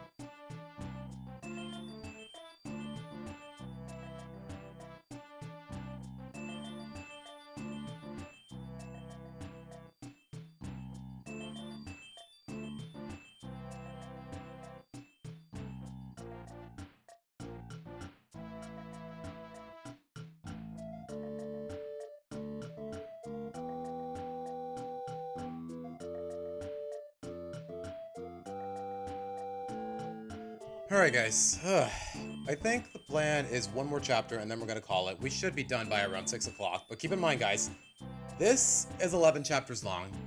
At this pace, we're probably not gonna finish it for, let's say we get at least, what, 3-4 chapters per stream? If we're lucky, we'll be done with it by the end of next weekend. After that, John, we probably are gonna get to... Did I unmute my mic? I did. We're probably gonna get to It's Not Your Fault. I guess in the grand scheme of things, I am delving into the Loud House iceberg, even though I said I kind of didn't want to. But alright. Back to story time.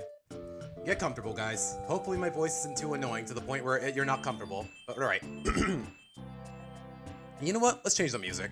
You know what? I have an idea. Is this extended? It's not. Okay. Okay, now that's a little too loud. At least as far as the audience is, as far as OBS is concerned. Alright. The following day was a typical Saturday morning for the Loud family. No school allowed the sisters to sleep in a little, and everyone was ready to do their favorite activities. For Lincoln, noon 30 could not come sooner. He was really excited to spend some time with his friend and enjoy that movie together. He already let his sisters know about Stella. Then after enduring all their teasing, they promised not to do anything to bother her. Yeah, something tells me they're not going to keep that promise. At least, they'll do their best to not make it seem like they were going to bother him. After talking to Lincoln yesterday, Lynn rounded up all the sisters to make plans, all of them wanting this get-together with Stella to be a hit.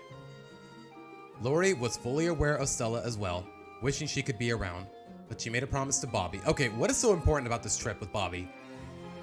Wait. Okay, I know this was written in 2019, but keep in mind, guys, a side plot in No Time to Spy was Lori catching the bouquet at the wedding. So at some point, maybe, like, I don't know, instead of whatever goes on here, maybe Lori would be so uptight about this visit with Bobby because she thinks he's gonna propose to her. And again, they're only 18. Maybe that's not a good idea. I don't know. Like, they're legal adults. They've been in love for a while. Like, they both have jobs and they both have their own places now in canon, but how the hell would that play out? So, you know what? Okay, just hypothetical. Just remember, Lincoln, even if it's not a date, be absolutely nice to her. You never know what could happen. I expect you to be a gentleman to this girl, Lincoln. Make her feel at home. Lincoln was grateful at least one of his sisters was a little less intense about this, though this added a little extra worry for him. Now he had to make sure Stella enjoyed herself, otherwise Lori wouldn't be too happy. As 12:30 neared, Lincoln took the time to get everything ready, making popcorn, setting up snacks and drinks. He also took the time to grab the comics to read along to the movie, placing them neatly on the table in front of the TV. Okay, that sounds like him. That's totally in character for him. Setting up the comic books in front of the TV? Okay, that's really good. Everything's going according to plan. Now I just wait for... Suddenly the doorbell rang. Lincoln sprinted to the door to greet Stella. Hi, Lincoln. May I come in? Sure, it's why you're here. Lincoln said, widening the door. Please, come on in. Stella giggled a bit. Well, aren't you a good host so far? She walked inside, gazing around Lincoln's house. Wow, I should come by more often. Your home looks really pretty. Is it though? Hold on. Okay, either she's trying way too hard to be nice, or this is not, nah. Yeah, I'm not buying it. Yeah, no, that's a really awkward line. That line definitely feels like fluff. Okay, show me the living room. Show me the living room. Okay, come on. Okay, I'll say this. I guess the house looks nice, but I feel like she's being a little too flattering here. I don't know. That line's a little awkward. As they approached the couch, little did the two know, all the sisters were observing them from the kitchen. Looks like our guest is here. What's your plan, Lynn? Well, first, we need to gauge this girl's personality. From what we've seen, she's not too girly, but I'd like to get some more intel. What, you set this all up without a strategy? Of course not. I plan for every situation. You don't go into a sport with one game plan, you map things out as you go along. Of course, I have some basics down like any good coach would, but the real planning... Sorry about that, guys, I had a hiccup. But the real planning comes from what we see on the field. How would we factor into this? Lisa asked. First idea is constantly checking up on Lincoln. One of us needs to pass by the living room every so often. He might get suspicious if one of us hangs out there too long, but as long as we play it cool, he probably won't suspect a thing. I'll be more than happy to grace Stella with my appearance, Lola said. Okay, you know what, that fits. Speaking of which, maybe we should go greet her, Luna suggested. If she's gonna be seeing us all day, we should at least make sure she remembers our names. Good point. What sisters will we be if we're properly introduced to his potential girlfriend? Lynn said. As Lincoln sat down next to Stella, his sisters began to come around the couch, getting the attention of the two. Of course, Lincoln expected this. He's just glad he got Stella before the sisters surrounded her at the door. Hey Lincoln, we heard that your friend came, so we wanted to say hi. Oh god, my throat is getting so dry. Icy, do I want a drumstick? Honestly, just give me some more water. Good god. Why did it have to be so hot today? Good god. Like, it's hot, it's humid, I'm sweaty, I have to wear a headset, I have to drink a lot of water. Seriously, I have like a thermos that's can fit a whole liter of water, and it's already almost empty. Keep in mind, guys, last break is when I refilled this thermos. So I'm almost all out. Like, I am drinking way too much water for comfort. Like, keep in mind, the medical recommendation for drinking water daily is 2 liters max a day. So if I drink more than 2 of these, we're gonna have a bit of a problem. IGN was right. There is such a thing as too much water. Please tell me somebody gets that reference, please. One person, please. But alright, really wish this music was a little more extended. What do I want to play now for the background? I need something relaxing, something I recognize. You know what? That'll do. My YouTube history is gonna be all kinds of cluttered, but hey. Alright, back to it. Hey Lincoln, we heard that your friend came, so we wanted to say hi, Lynn said, offering a friendly smile. Lincoln knew there was more to this than Lynn let on, but Stella did want to get to know his sisters, so this was the best chance. Alright, want me to introduce you, or... I think I remember most of their names. You're Luna, right? The rocker. You got it, bruh, Luna said with a snap of her finger. I'm glad you remembered. You're easy since you have moon-shaped earrings, and Luna means moon. Reminds me of what Lincoln said, you got the skills to rock someone to the moon. Aw, you're too sweet, little bro. Okay, you know what? That makes sense. Lincoln glazing his sisters in front of his friends, let alone Stella? I can believe that happened. I can definitely believe that happened at some point. Stella looked to the twins. You're Lana and Lola. I see you both at school. Wait, what? Oh, right. They're still in elementary, canonically. At least here. Right. She turned to the goth girl. I've also seen you as well, right? You're Lucy. Well, of course she knows me, Lola said. It makes it easier when I'm famous. Lincoln says you do a lot of pageants. He even coaches you sometimes. He seems really proud of your work. Lola turned to Lincoln. Bragging about me, big brother? I don't blame you, though. You know you're lucky to have me as a little sister. Lincoln rolled his eyes and whispered to Stella, You're adding to her ego. At the same time, Lana turned to whisper to Lola, We're trying to get this girl to like Lincoln, not you. And I'm lucky to have Lincoln. He's a great coach and an even better brother. Lincoln blushed in embarrassment. Come on, Lola. Stella giggled a bit, then turned to Lucy. Lincoln says you're a poet and that you're pretty deep. I owe a lot to Lincoln. He helps me a lot. Stella turned to Lincoln. Wow, you are a very attentive big brother. Lincoln sheepishly smiled as Stella turned to Lisa. I've also seen you at school. You attend kindergarten, right? You're Lisa. Correct. I presume my elder brother has told you of my scientific feats? Lisa asked. Yeah, he even made a joke about you attending college conventions and giving lectures, Stella said. Lisa adjusted her glasses. I assure you that his statements about my academic lectures are factual and not a form of jest. Stella scratched her head. Mind repeating that? Lisa sighed. Lincoln wasn't joking. I do give lectures. Don't let my age fool you. My intelligence has nearly no limits. Lisa's the smartest person in our family, probably in all of Royal Woods, Lincoln assured. Well, that might not be far from the truth, Lisa bragged. then received a nudge from Lana. Of course, Lincoln's very intelligent himself. Statistically speaking, if I weren't in this house, Lincoln would most likely be the most intelligent. Well, I wouldn't say most intelligent, Lincoln said, sheepishly rubbing his head. You constantly get good grades in school, not to mention all the planning you do, such as looking for the sweet spot in Vangela, or trying to get us to take the perfect picture, Lisa said. Hey, okay. I like that continuity.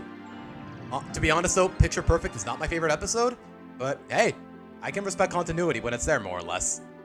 That requires a large degree of planning and intelligence. Don't underestimate your academics, Lincoln. Embrace it. Huh, that's a lot of planning, huh? Now I see why the guys call you the man with the plan, Stella said to Lincoln. Wait, other kids actually call him that? Lynn asked. Of course they do, Lincoln insisted, getting a slight giggle from the other girls. Stella looked back to the group, focusing on the comedian. You're Luann, right? Lincoln showed me your Luann Out Loud videos. You're so funny. I couldn't stop laughing at your Wait, Lisa? I'm sorry, Luann? Oh, that's right! Luann did have a comedy vlog. They completely forgot. Oh my goodness, how many more completely scrapped plot elements am I gonna come across in this fanfiction of all places? Oh my goodness. Yeah, Luann did have a comedy vlog, now that I think about it. Wow. Toma un poco de fresco? Thank you, John. Gracias. But alright. Really? I thought I was milking those jokes. Get it? Wow, you're so much funnier in person. I hope I talk to you more often. Do I believe that Stella would be the kind of girl to actually be one of the not a girl, be one of the few people in general that actually laughs at Luann's puns? Like she seems like a character who's lighthearted enough to definitely be to have that kind of trait. You know what? I can buy it. I buy it. My little brother can be the link to our own friendship. Get it?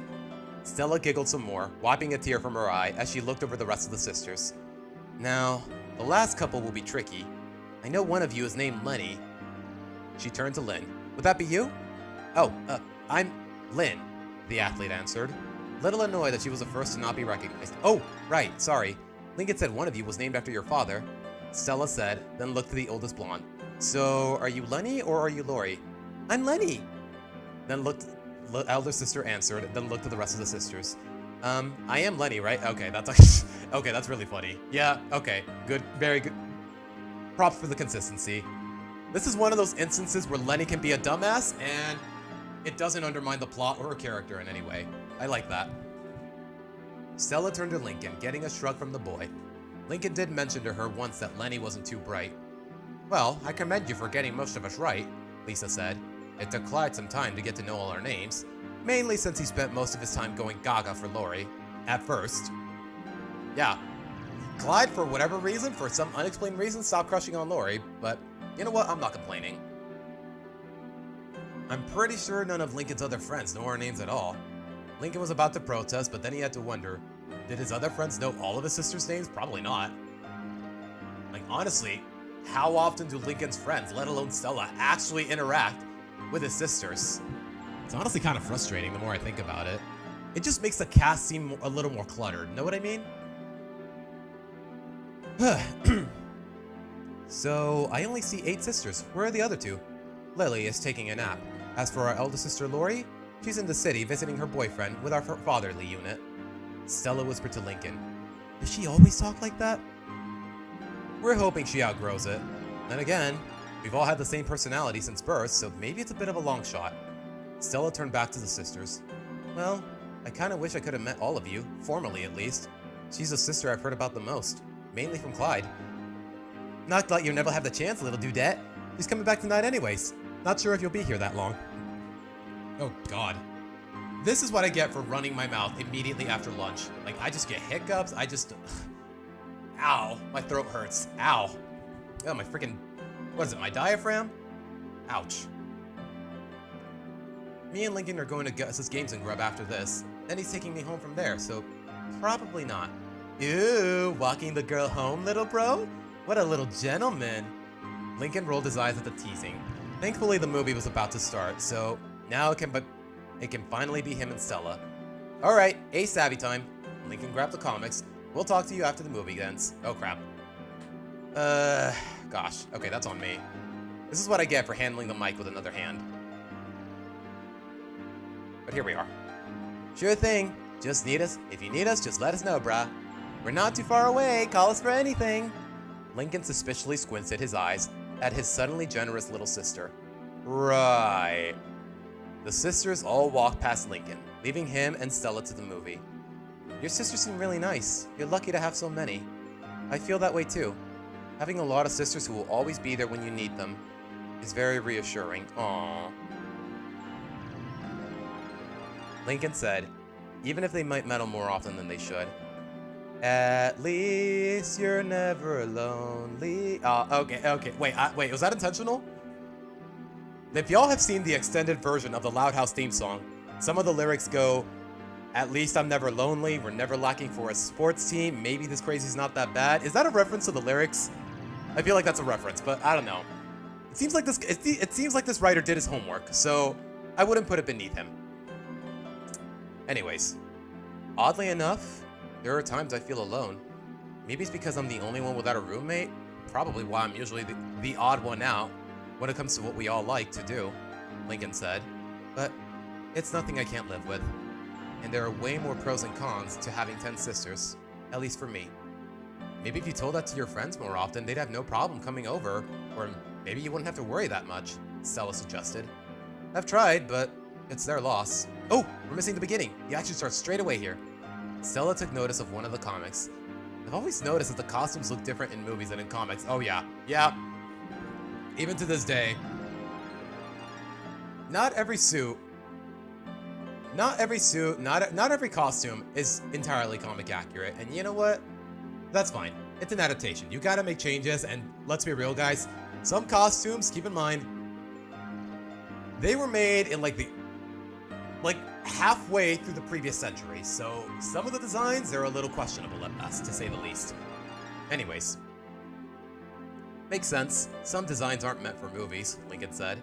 As the two continued to talk, the sisters listened in from upstairs, making sure the date started off just fine. Looks like little bro got this under control so far, Luna said. We've only been alone for not even 2 minutes. Let's not let our guard down, Lynn said. She seems like a really nice girl, and Linky's a really sweet boy. I think they'll be fine, Lenny said. Lincoln's also a bit of a screw-up. He nearly blew it on his date with Ronnie Ann. At least that's what I was told. Lynn said. By who? Lori didn't say anything. I heard it from Lola, Lynn said, as the sisters glared at the young pageant princess. Hey, I heard it from some boys that Ronnie Ann slapped Lincoln because he kissed her or something, Lola said. Okay, that's actually really good continuity. We know Lola's a little obsessive with gossip, and they do go to the same elementary school, so if Lola did overhear that Ronnie Ann slapped Lincoln, yeah, okay, that makes sense. I'm down for that idea. Okay. Gosh. Something about that seemed to upset some of the other sisters. That's like the second time I've heard about her hitting Lincoln. I really hope that wasn't a regular thing, Luna said, sounding really annoyed. Well, Lincoln didn't seem bothered. Maybe he likes rough girls, Lola said. I mean, growing up in a house like this, he's probably used to girls being aggressive. Ouch. I mean, she's not wrong, but that set a somber tone for most of the sisters there. Oh, I hope we're not setting a bad example for him, Lenny said, voicing the concerns of the couple of their sisters. Look, Lincoln's intelligent enough to know that our behavior isn't reflective of all girls, especially after that girl guru fiasco, Lisa said. Thankfully, he grew out of that mindset. Get it? Okay, that's actually really clever. Anyways, it's already obvious that the two have a good enough bond that Lincoln has accurately described us to his friends, to the point where she knows most of our names and our hobbies.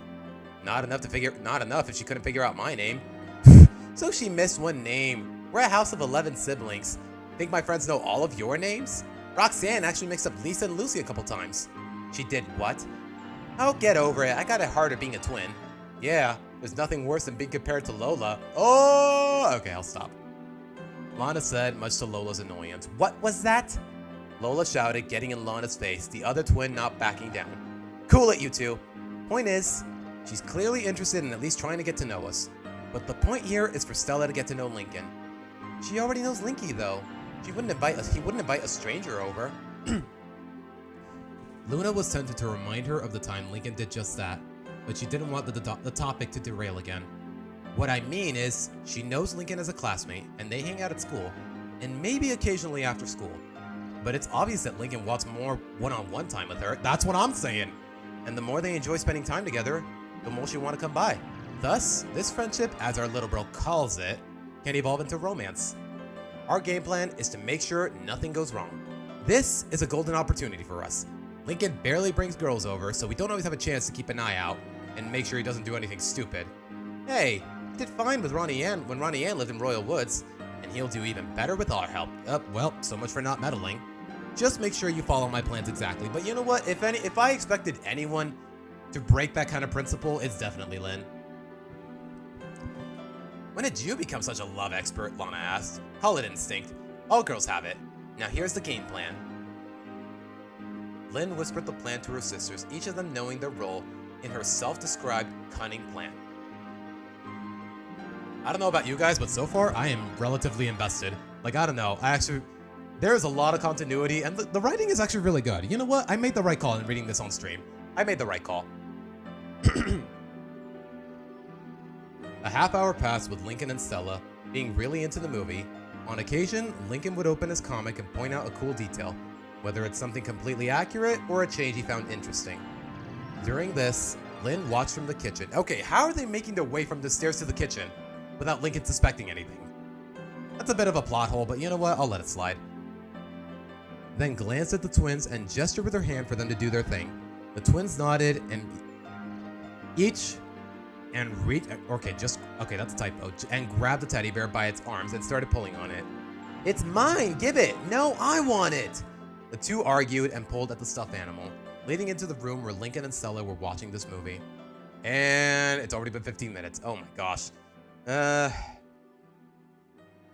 Sure, what the hell. More All-Star music, sure.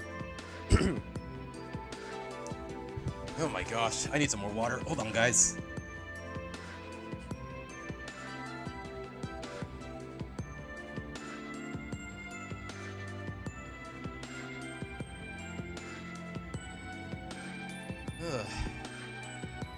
Alright, we're good. I'm hydrated, or I'm dehydrated, so I'm hydrated. Alright. Huh? Lincoln turned his attention to his sisters. Hey, what's going on? Lana won't give me back my teddy bear! I just need it for a minute! Lincoln looked a little annoyed. Not only were his sisters arguing, they were doing this while he had a friend over during a really awesome movie. Thankfully, this part of the movie was slow, so nothing too exciting was happening. Plus, he had a duty as their big brother to settle this dispute. Lana, did you ask Lola if you could play with her teddy bear? Lincoln asked. Well, no, but I just needed it quickly. You still need to ask first. Suppose she tried to borrow your tools without asking. Like she'd ever be able to use my tools. This comment seemed to annoy Lola a tad bit. Lana! Fine, I get your point. Lana turned to her twin. Sorry about that, Lola. Lola grumbled a bit, still annoyed at Lana's crack a moment ago. Fine. And Lola? Remember to share your toys with Lana once in a while. Have some faith she won't break any of them, Lincoln said. Lola started laughing at the statement. Lana not breaking things? Bit of a fantasy world there, Linky. This time, Lana seemed annoyed. What's that supposed to mean? I don't break things, I fix them. Right, with the tools that apparently I can't handle, Lola said. If your feeble mind can comprehend them, then I think I'm good. You mean like the pageant show I won on my first try? That's because Lincoln taught you how to be exactly like me. Otherwise, you would have dropped out the first round. Lana, Lola, Lincoln said, hoping to get their attention before they started fighting again. I won using my actual talent, not the girly stuff you like to do. That is true. Toads and tiaras. As far as the talent section is concerned, Lana won using her own talent and not behaving like Lola in any way. Okay, I can respect that. I can respect the continuity. Okay, hold on, guys. I gotta cough again.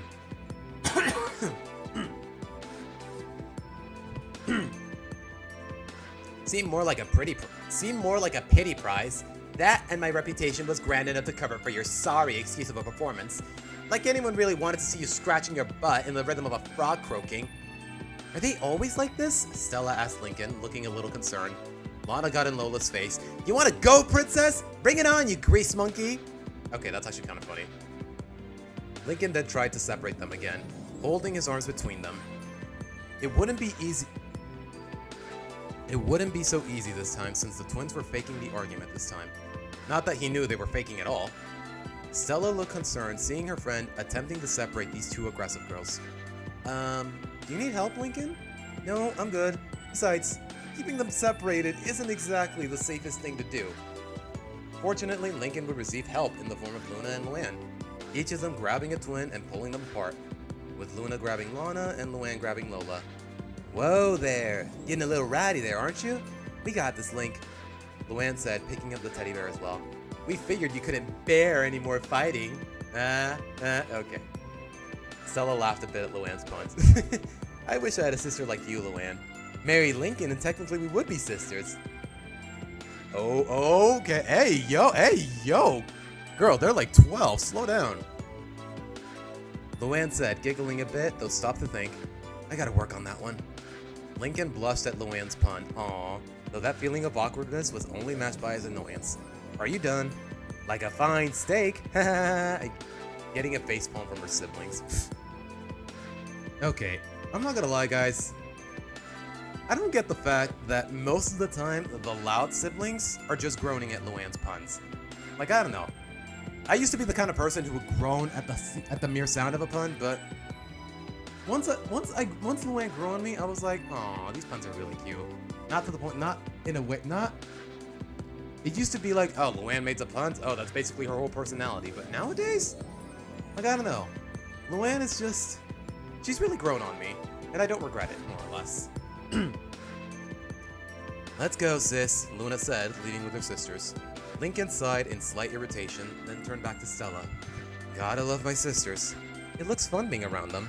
I bet you never get bored here. My house can get a little lonely at times. That's why Clyde likes coming over as well. But being the middle child of 10 siblings is quite the adventure, for better or worse. So, do you have a favorite? Stella asked. Lincoln looked surprised by the question. Well... Then he heard an explosion from the TV. Oh, look! The action's picking up again. Okay, they could have just said the film was going through commercials. I don't know. Like with some cable networks, like, they roll the whole film without any breaks, but they could have easily written it off as commercials instead of just the movie just lacking any action conveniently. I don't know. That's a minor nitpick. We'll talk about that later. Lincoln then muttered, or not. Back in the kitchen, Lynn was glaring at the twins. Mind explain what happened in there? You were supposed to pretend to fight and let Lincoln break it up, not fight for real and risk messing things up. Hey, I was doing fine until Lola screwed everything up, Lana said. Don't make yourself to be out to be all innocent. You're the one who overreacted to what I said. You're the one who overreacted. All because I said something you know is true. You want to know what's true about you? Enough! Lynn shouted. You almost blew it big time. Suppose you spooked Stella out of the house. Well, she stayed. That's a good sign. What was the point of that anyways? Lola asked. Why did you want me and Lana to fight? Girls like a guy who can take charge, but they're also suckers for sappiness. Though seeing Lincoln assert himself as a big brother for his precious little sisters covers both. I mean, I'm not an expert on girls per se, but is she wrong? Well, I do like a strong and sensitive guy. I can do without the sappiness. Lynn looked back into the living room. Well, that's phase 1. We'll give it some time before phase 2. If we move too fast, Link might catch on to us, and he'll throw a conundrum. Too bad, those are usually kind of funny, Luann said. Then she had an idea. Oh, that reminds me of something else we should do. We obviously know she has a good sense of humor since she appreciates my puns, but I'd like to know how she appreciates a good prank. No! The sisters collectively shouted. You know what? I don't blame them. Never mind the fact that the April Fool's episodes are awful, they just make Luann seem like an asshole. Like, can we just pretend the April Fool's episodes aren't canon? Like, most of them, they did not contribute to any sort of character development. But anyways. What? I wasn't going to prank her, Luann insisted. Well, not yet at least. I just figured I'd set up a nice, funny prank in general. Or better yet, give Lincoln a chance to do a prank. Girls love a guy with a good sense of humor, and we know Lincoln has it in him to be funny. Thanks to yours truly. We'll save that for another time. Last thing we need is for you to get that itch to go on a pranking spree. bad enough that we put up with it one day a year, Lynn said. Yeah, I don't think Lid would be cool with you setting up pranks around a girl he likes. Don't think he forgot what you did to Ronnie Ann last April Fool's, Luna said. Wait, was that the one where we went to a motel? I don't think Ronnie Ann was there. No, that was the one with the body doubles, I think. Or did I dream that? Okay, that's good. The fact that they addressed that there's like 4 different April Fool's specials, and they don't know which one is canon. Okay, that's funny. That is actually really funny. I like that. I like that kind of self-referential humor. That's actually really funny. All right. Ugh, thanks, Luann. Now all the April Fools feel like one giant blur. I can't even remember what was real and what was a nightmare. You're just overreacting. Fine, I promise no pranks around her. Yet. But if she asks, then you know I'm jumping on that train. I'll tell you what should be... Ooh! I'll tell you what should be next, Luna said, grabbing her guitar, strumming it gently. How about some good mood music? Maybe later. Those comic book movies are too actiony to have mood music. Not too actiony, Lana said, glancing over. I've seen some lovey-dovey stuff. Looks like those comics aren't all punching. Something tells me Link doesn't care about the romance in those movies, Lynn said. Okay? I don't know. Not that they can teach much. Link doesn't have superpowers, so he can't use that to woo over a girl. Win over a girl? Okay, that's another typo. Well, maybe once the movie ends, I can play them a soothing love song, Luna insisted. They can feel the love tonight. Ah, I see what you did there. It's not a rock song reference, but it's a reference nonetheless. Okay. You know what? That's a running gag with Luna. Normally these kind of references would be a little annoying, but it's more or less part of, it's part of the charm when it comes to Luna. You know what? I dig it. Icy, what's my favorite drink? Like horchata, jamaica, what type? I would say, yeah, horchata. Like every day at work, they pay for my lunch and it comes with a drink. I don't get to choose it, but whenever it's horchata, I'm like, yeah, I'm totally down. But most of the time outside of my lunch at work, I'm usually drinking water. Yeah, water is based, water for life. I'm a water guy. Whenever I'm at home, I'm drinking water unless a free drink comes with whatever food I order. Assuming I'm ordering takeout. Like if I'm just cooking at home, it usually is just water. Or with breakfast, it's orange juice. But anyways. You'll get your moment, Luna. Might even know how to set the mood. But I'll need Lana's help for that part, Lynn said. For now, let's... Linky! They heard a cheerful voice say. They all turned to see Lenny in the living room near Lincoln and Stella, holding up 2 dresses. What's Lenny up to? Lynn asked, the other sisters gathering from a distance. Lenny, make it quick, please. The best part's coming up. I just need your opinion, Lenny said, holding up a cyan dress and a magenta dress. Which one looks cuter on me? She modeled the cyan one. This dress? Then she modeled the other one, or this one. Miguel told me cyan brings out my eyes, but Fiona keeps telling me that magenta brings out my glow. Whatever the hell that means. Lenny? Why are you asking me? Lincoln asked. I'm not really one for fashion. Normally I would ask Lori, but she's not here. Oh, crud. Oh my god, this is what I... Okay, I need to get a new mouse. There we go. Well, to be honest, Lenny, they both look nice, so it's hard to pick just one, Lincoln said. I say for now go to the light blue one. It's similar to what you already wear, but different enough for others to notice. You pull off both, so I'd say stick to a style much more similar.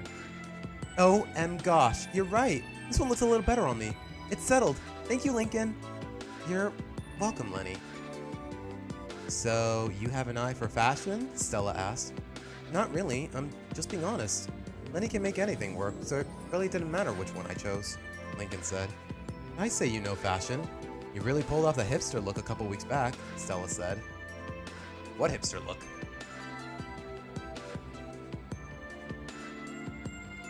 I feel like I'm gonna regret this Google search, but let's see. Hipster laundry. No, Google. Bad Google. No. Bad Google. Hipster. Never mind. I'm not even gonna ask. Okay, this is what they meant. Oh, when he got Luna's clothes. And okay, I like this.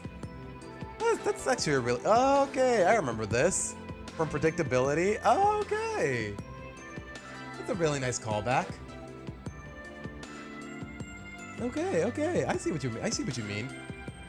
Presumably. Anyways. Oh, that? It was mostly just a phase I was going through. Though, you already knew that, Lincoln said. Hey, I wouldn't mind seeing it again.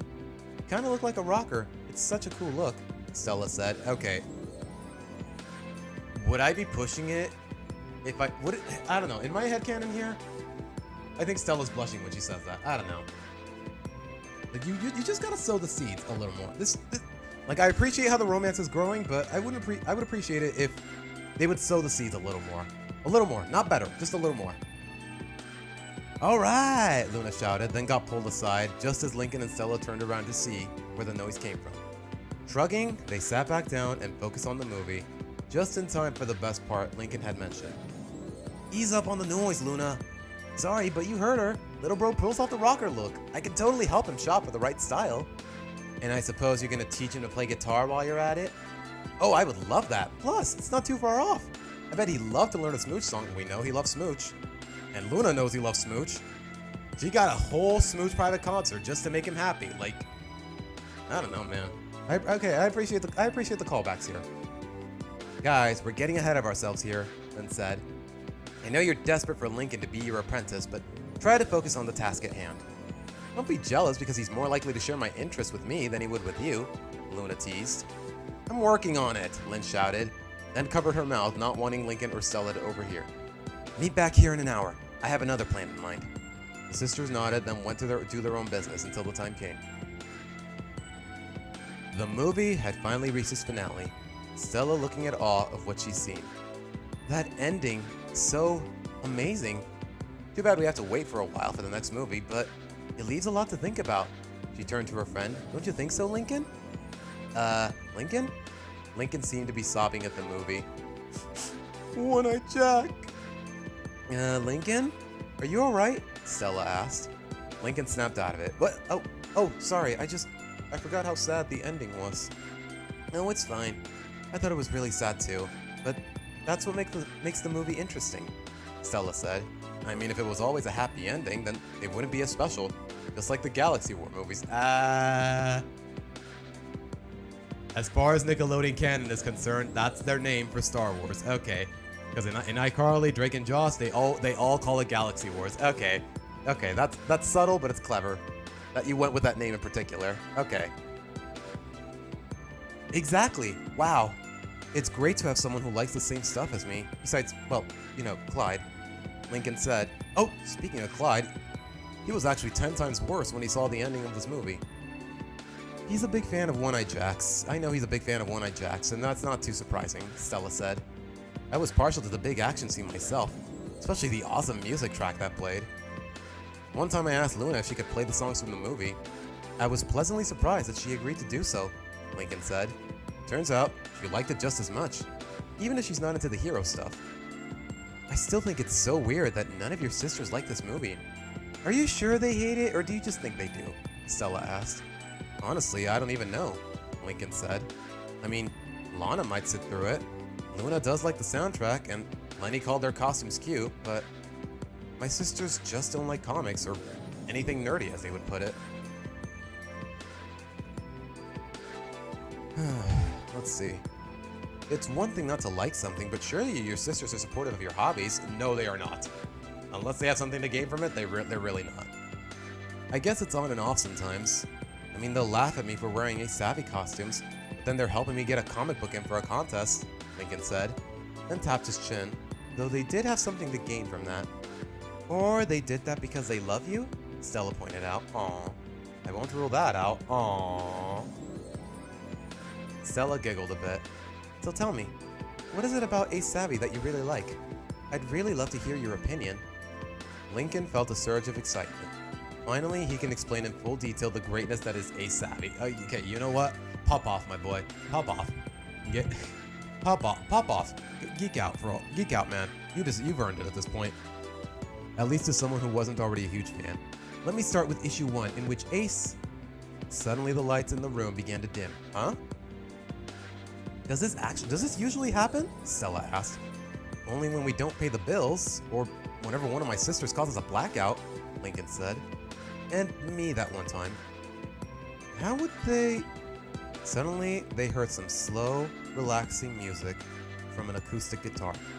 They turned to see Luna casually passing through the area, playing on her guitar. Luna? Lincoln asked, getting Luna's attention. Hey bro, don't mind me.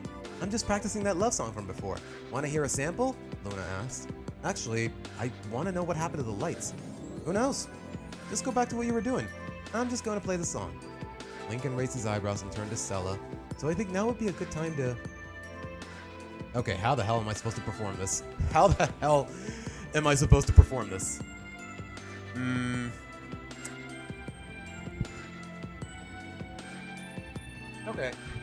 Okay, I see a tempo. I see a tempo more or less. Ooh, you know what would actually work here? Y'all remember, hold on. Hold on. Let's see if YouTube's algorithm actually remembers Stella's music box. Like, what if it was to the beat of... Y'all remember that one episode where Stella lost the music box and they had to find like a rat in the basement? Like, you know, da da da da da da da da da da. I feel like that would be okay. I feel like that would be loosely connected, but at the same time, I feel like it fits. Just don't. Yeah, I guess I could do that too, John. Oh, your eyes, your lovingly gaze. Okay, you know what? That works too well. What the hell? Hold on, let me finish it. I lose myself just like a maze, and when I see your loving smile, my heart runs laps of a mile. Okay. You know what? I see it. I don't know a lot of music theory. I'm not a performer by any means, but okay. I'm proud of myself for that one, for that improvisation. Okay. Anyways, Lincoln glared slightly at his sister, suspicion creeping in. This did not go unnoticed by Lynn, who was carefully observing from the kitchen. She quickly grabbed a walkie-talkie. Quick, Luce, do your thing, and bring the twins. Look, Luna, I don't know what's going on, but don't you think we should try to figure out what it... Hey, Lincoln. Duh! I'm guessing she startled him again? Lucy said, startling both her brother and his friend. Would it be too pushy if Stella on instinct hugged Lincoln when she got startled? Or if they hugged each other? Like, I don't know. Like I said, sow the seeds. The lights are a little faulty right now, but I have a much more proper lighting source. She then placed down a candelabra with 3 lit candles. Lola rushed over with a tray of finger sandwiches in the shape of hearts. Here's a snack for you. Lana rushed over with a large cup of soda, nearly dropping tools from her belt. I got you something to drink. We could only spare 1 cup, so we got you a big one with 2 straws. It didn't take Lincoln to figure out what was happening. Between the lights dimming, Luna casually practicing her love song nearby, Lucy placing candles, and the twins with their snacks. Honestly, he should have known the moment Luna even first spoke. First off, Lola, why are the sandwiches shaped like hearts? So they can look pretty? Okay, Lana, any reason you have your tool belt? Like, the tools that you need for most power outages? Funny story, I was on my way to fix the problem. Then I decided to get you a nice drink, because you're my big brother and I love you? Lana said, batting her eyes adorably. Aw, how cute, Stella said, causing Lana to flinch a little. She does not care to be called cute, but now is not the time to respond to that. Okay, that's fair. That makes sense for Lana. Alright then, Lucy, you like the dark. Why would you offer a way to fix it? Well...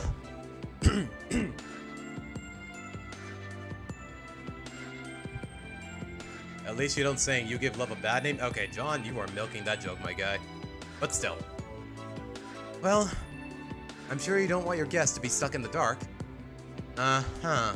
Look, don't think for a second I don't know what's going on here. Remember, Stella and I are just friends, Lincoln emphasized. Well, we know he likes her romantically, but I can understand why he's still concerned. Why he vocally professes that he and Stella are just friends, because last time he jumped the gun, he almost lost her. So yeah, I get why Lincoln is so insistent on this kind of idea. Right, just friends, Lola said with a wink. And friends enjoy heart-shaped sandwiches with each other. It's even more fun when you feed them to each other. Lincoln rolled his eyes. They weren't even trying to hide it. Or if they were doing a really lousy job. Look, we really appreciate this, but Stella and I have a prior engagement at the arcade. We have some carts to race, Lincoln said. Can you outrace your heart every time you're near this pretty young girl? Ah, Luann asked, getting an angry blush from Lincoln and a giggle from Stella. Your sister's got such a great sense of humor. Okay, you know what? I think it would be in character for Stella to be cool with most of this. Mainly because Lincoln warned her, but I guess as far as this fanfiction is concerned, maybe she does like him that way. Hell, in canon, I want to believe she still does, but alright. These fanfics have better, 1,000% better writing than Nickelodeon could ever. Yeah. Brewster, bro has vocals? Ah, Brewster, you're making me blush, man. But what's up? Welcome to the stream. I try. Like, I try to be humble when it comes to singing and whatnot, because I do not bear any talent whatsoever. Anyways. Alright, where did I leave off? Can you... Okay, we already read that. Yeah, let's get going, Lincoln said, getting off the couch and making his way to the door. Stella turned to her attention to the sisters. It was nice seeing you all. Luann, I love your jokes. Do you do open mics? Sure do. I also do birthday parties, Luann said. I mean business with my funny business. Oh my god. Bro, when was the last time Luann's party business was a plot point in the canon? I think season 7, but even then, it wasn't really relevant. Before that, I think since season 1. Like, honestly, this show has gone on for so long that they have it feels like they've just forgotten about so many decent ideas, and it makes me kind of sad. But anyways.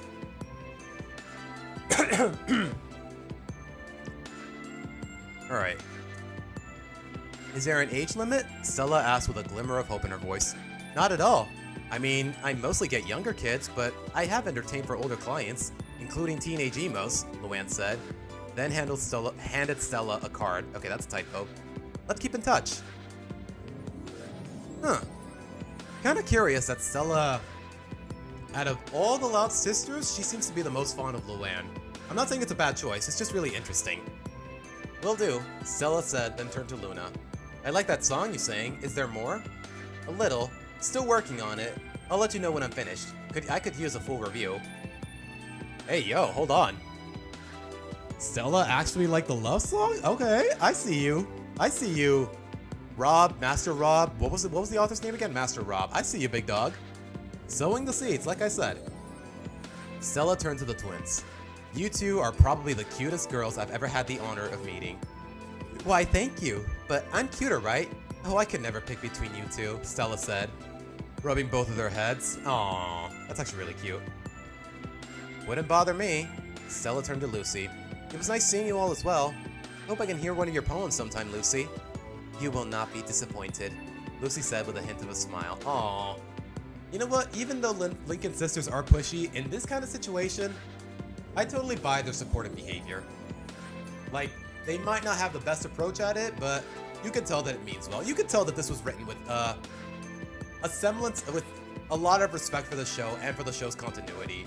And you know what? I'm down for it so far, just because, well, let's be real, guys. Nowadays, the canon has set the bar really, really low. Anyways. Hurry up, Stella. All the good kids will be taken if we take too long, Lincoln said. Just a second, Stella said, then called up the stairs. Bye, Lisa. Bye, Lily. Bye, Lenny. Bye, Lynn, the jock said, coming out of the kitchen. And I'm not upstairs. Oh, sorry. Bye, Lynn. Stella made her way out the door with Lincoln, the two making their way to Gus's. Bye, Stella. She already left, Lola called out, then turned to her sisters. So, opinions on the girl? I think she's really nice. Lincoln might have himself a keeper, Luann said. Well, first he's got to make it to that point, Luna said. But once I get my song ready, I think it'll work. How would your song get that girl to like Lincoln? It'll set the mood. She already likes my tunes. I just wish she could remember my name, Lynn said. It should be the easiest one. Takes less time to say. Okay, girl, it does one syllable of a difference. Get over yourself. Maybe Lincoln doesn't talk about you as much as he talks about us, Lola teased. Please, I'm practically his favorite sister. No, the fuck you are not. No, the fuck. 3 words. No such luck. Definitely not.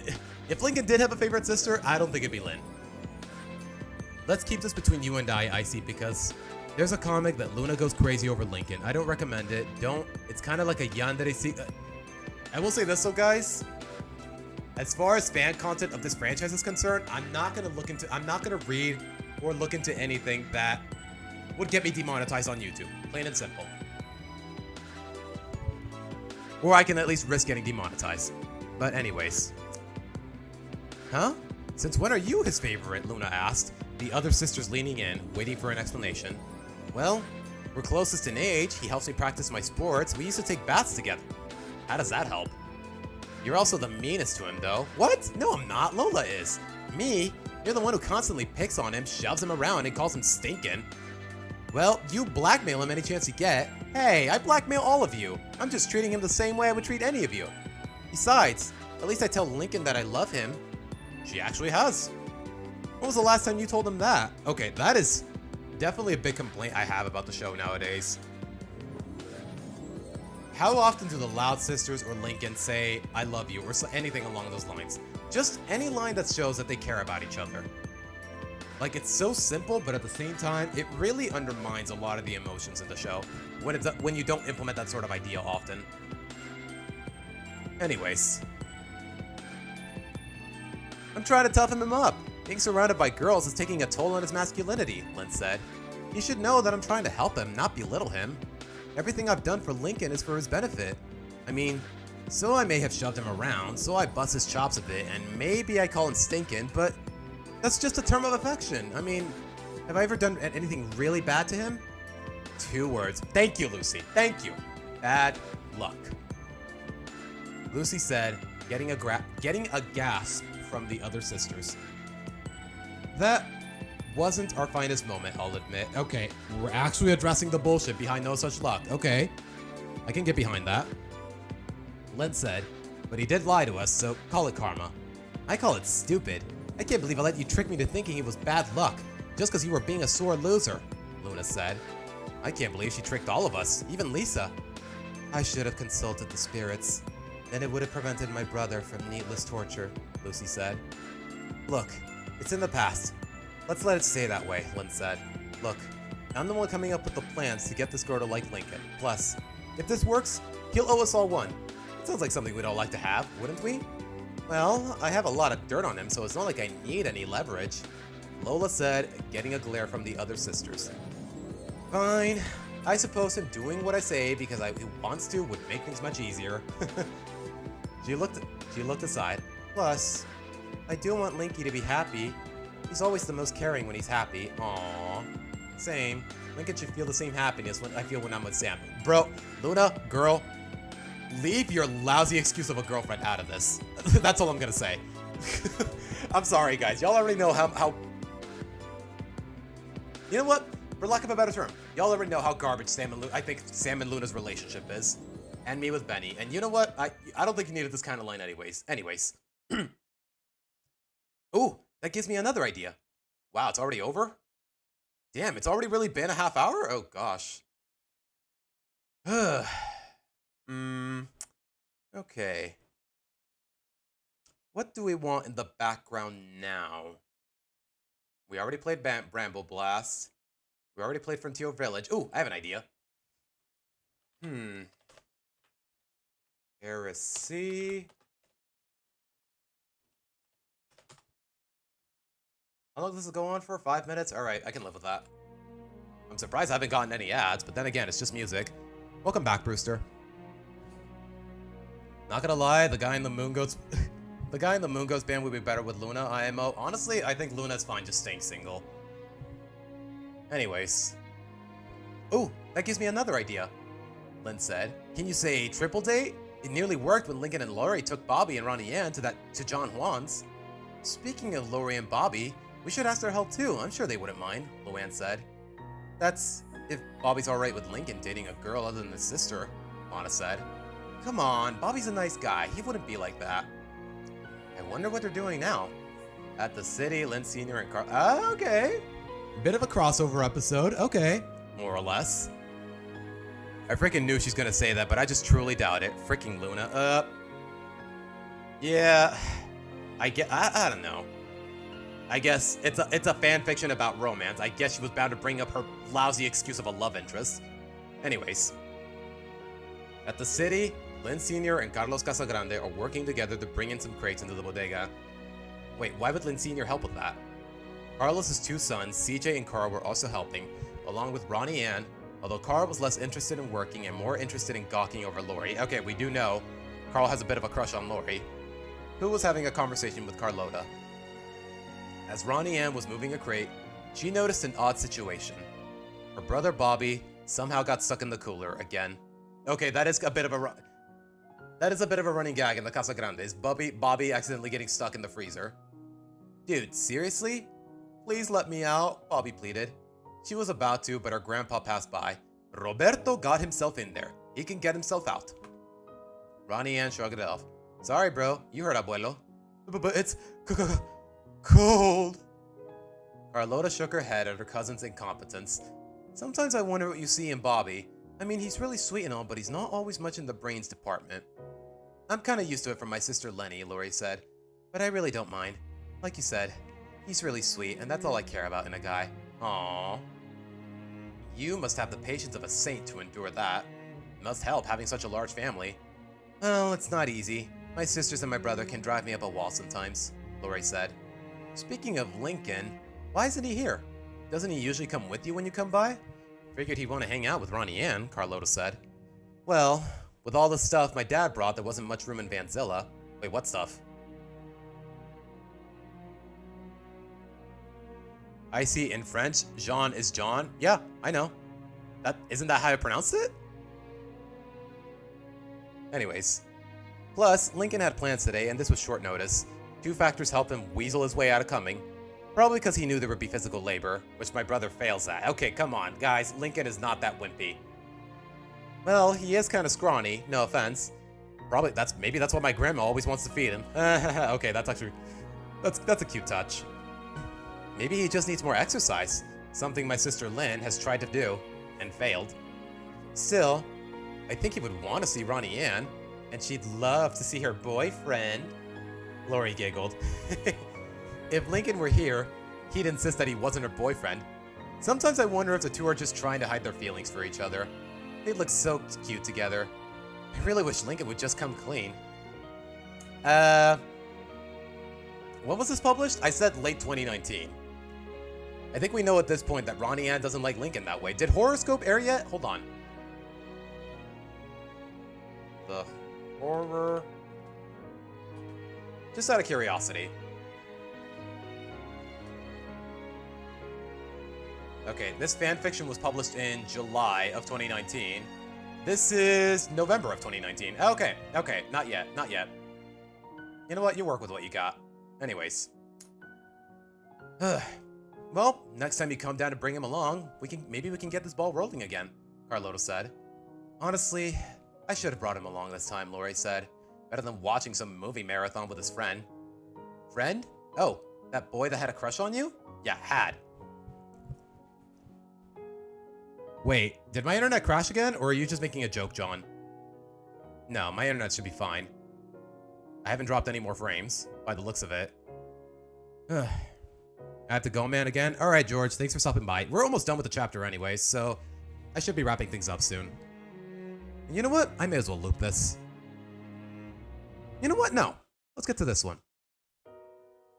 Let's change the music up a little, just for the fun of it. No, I mean, it was supposed to be Clyde, but he canceled at the last minute. He invited another friend, a girl who moved to Royal Woods recently. Carlota's eyes widened. Did you say a girl? This got Ronnie Ann's attention, who turned towards the 2 teens. Yeah, but what? Suddenly, Carlota dragged Lori into the store supply closet, much to Ronnie Ann's confusion.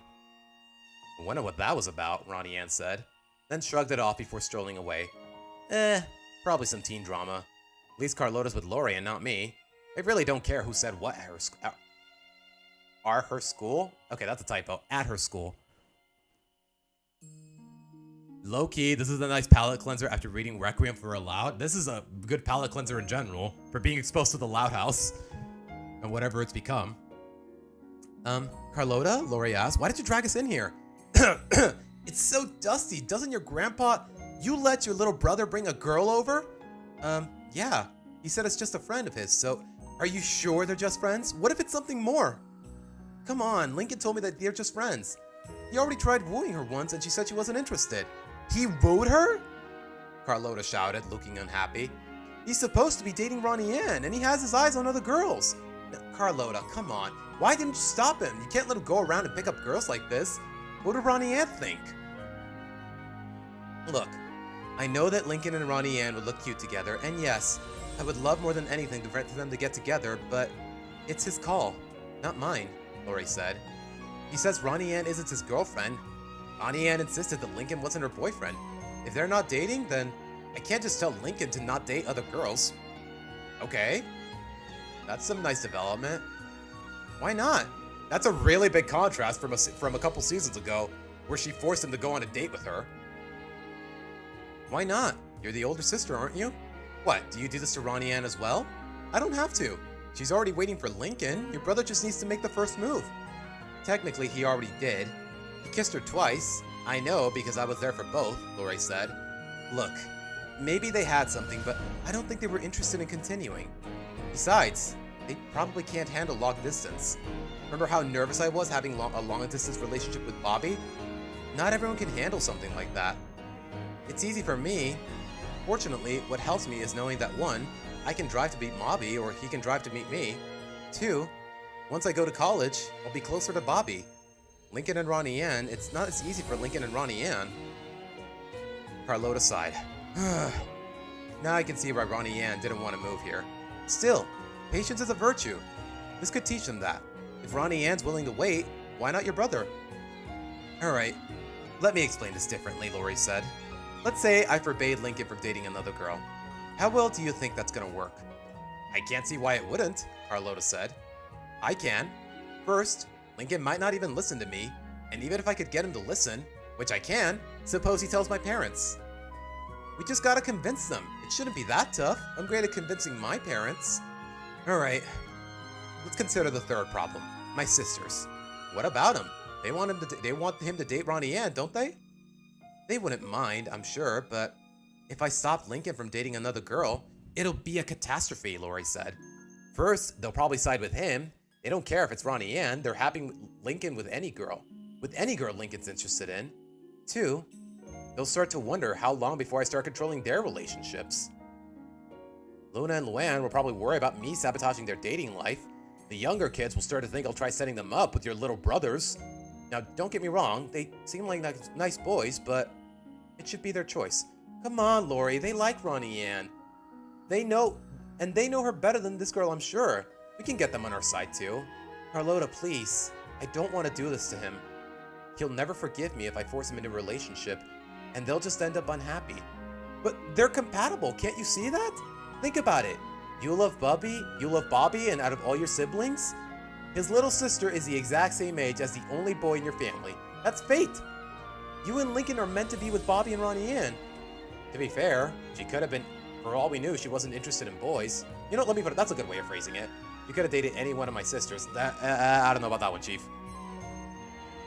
I mean, Luna has a girlfriend, so for all I know, one of my sisters could have the same interests, Lori said. We all know your brother has interests, Carlota said. Come on. Think of how much closer our families could be. Think of how happy Bobby would be. Okay. Rhetorically? Just think about it for a moment.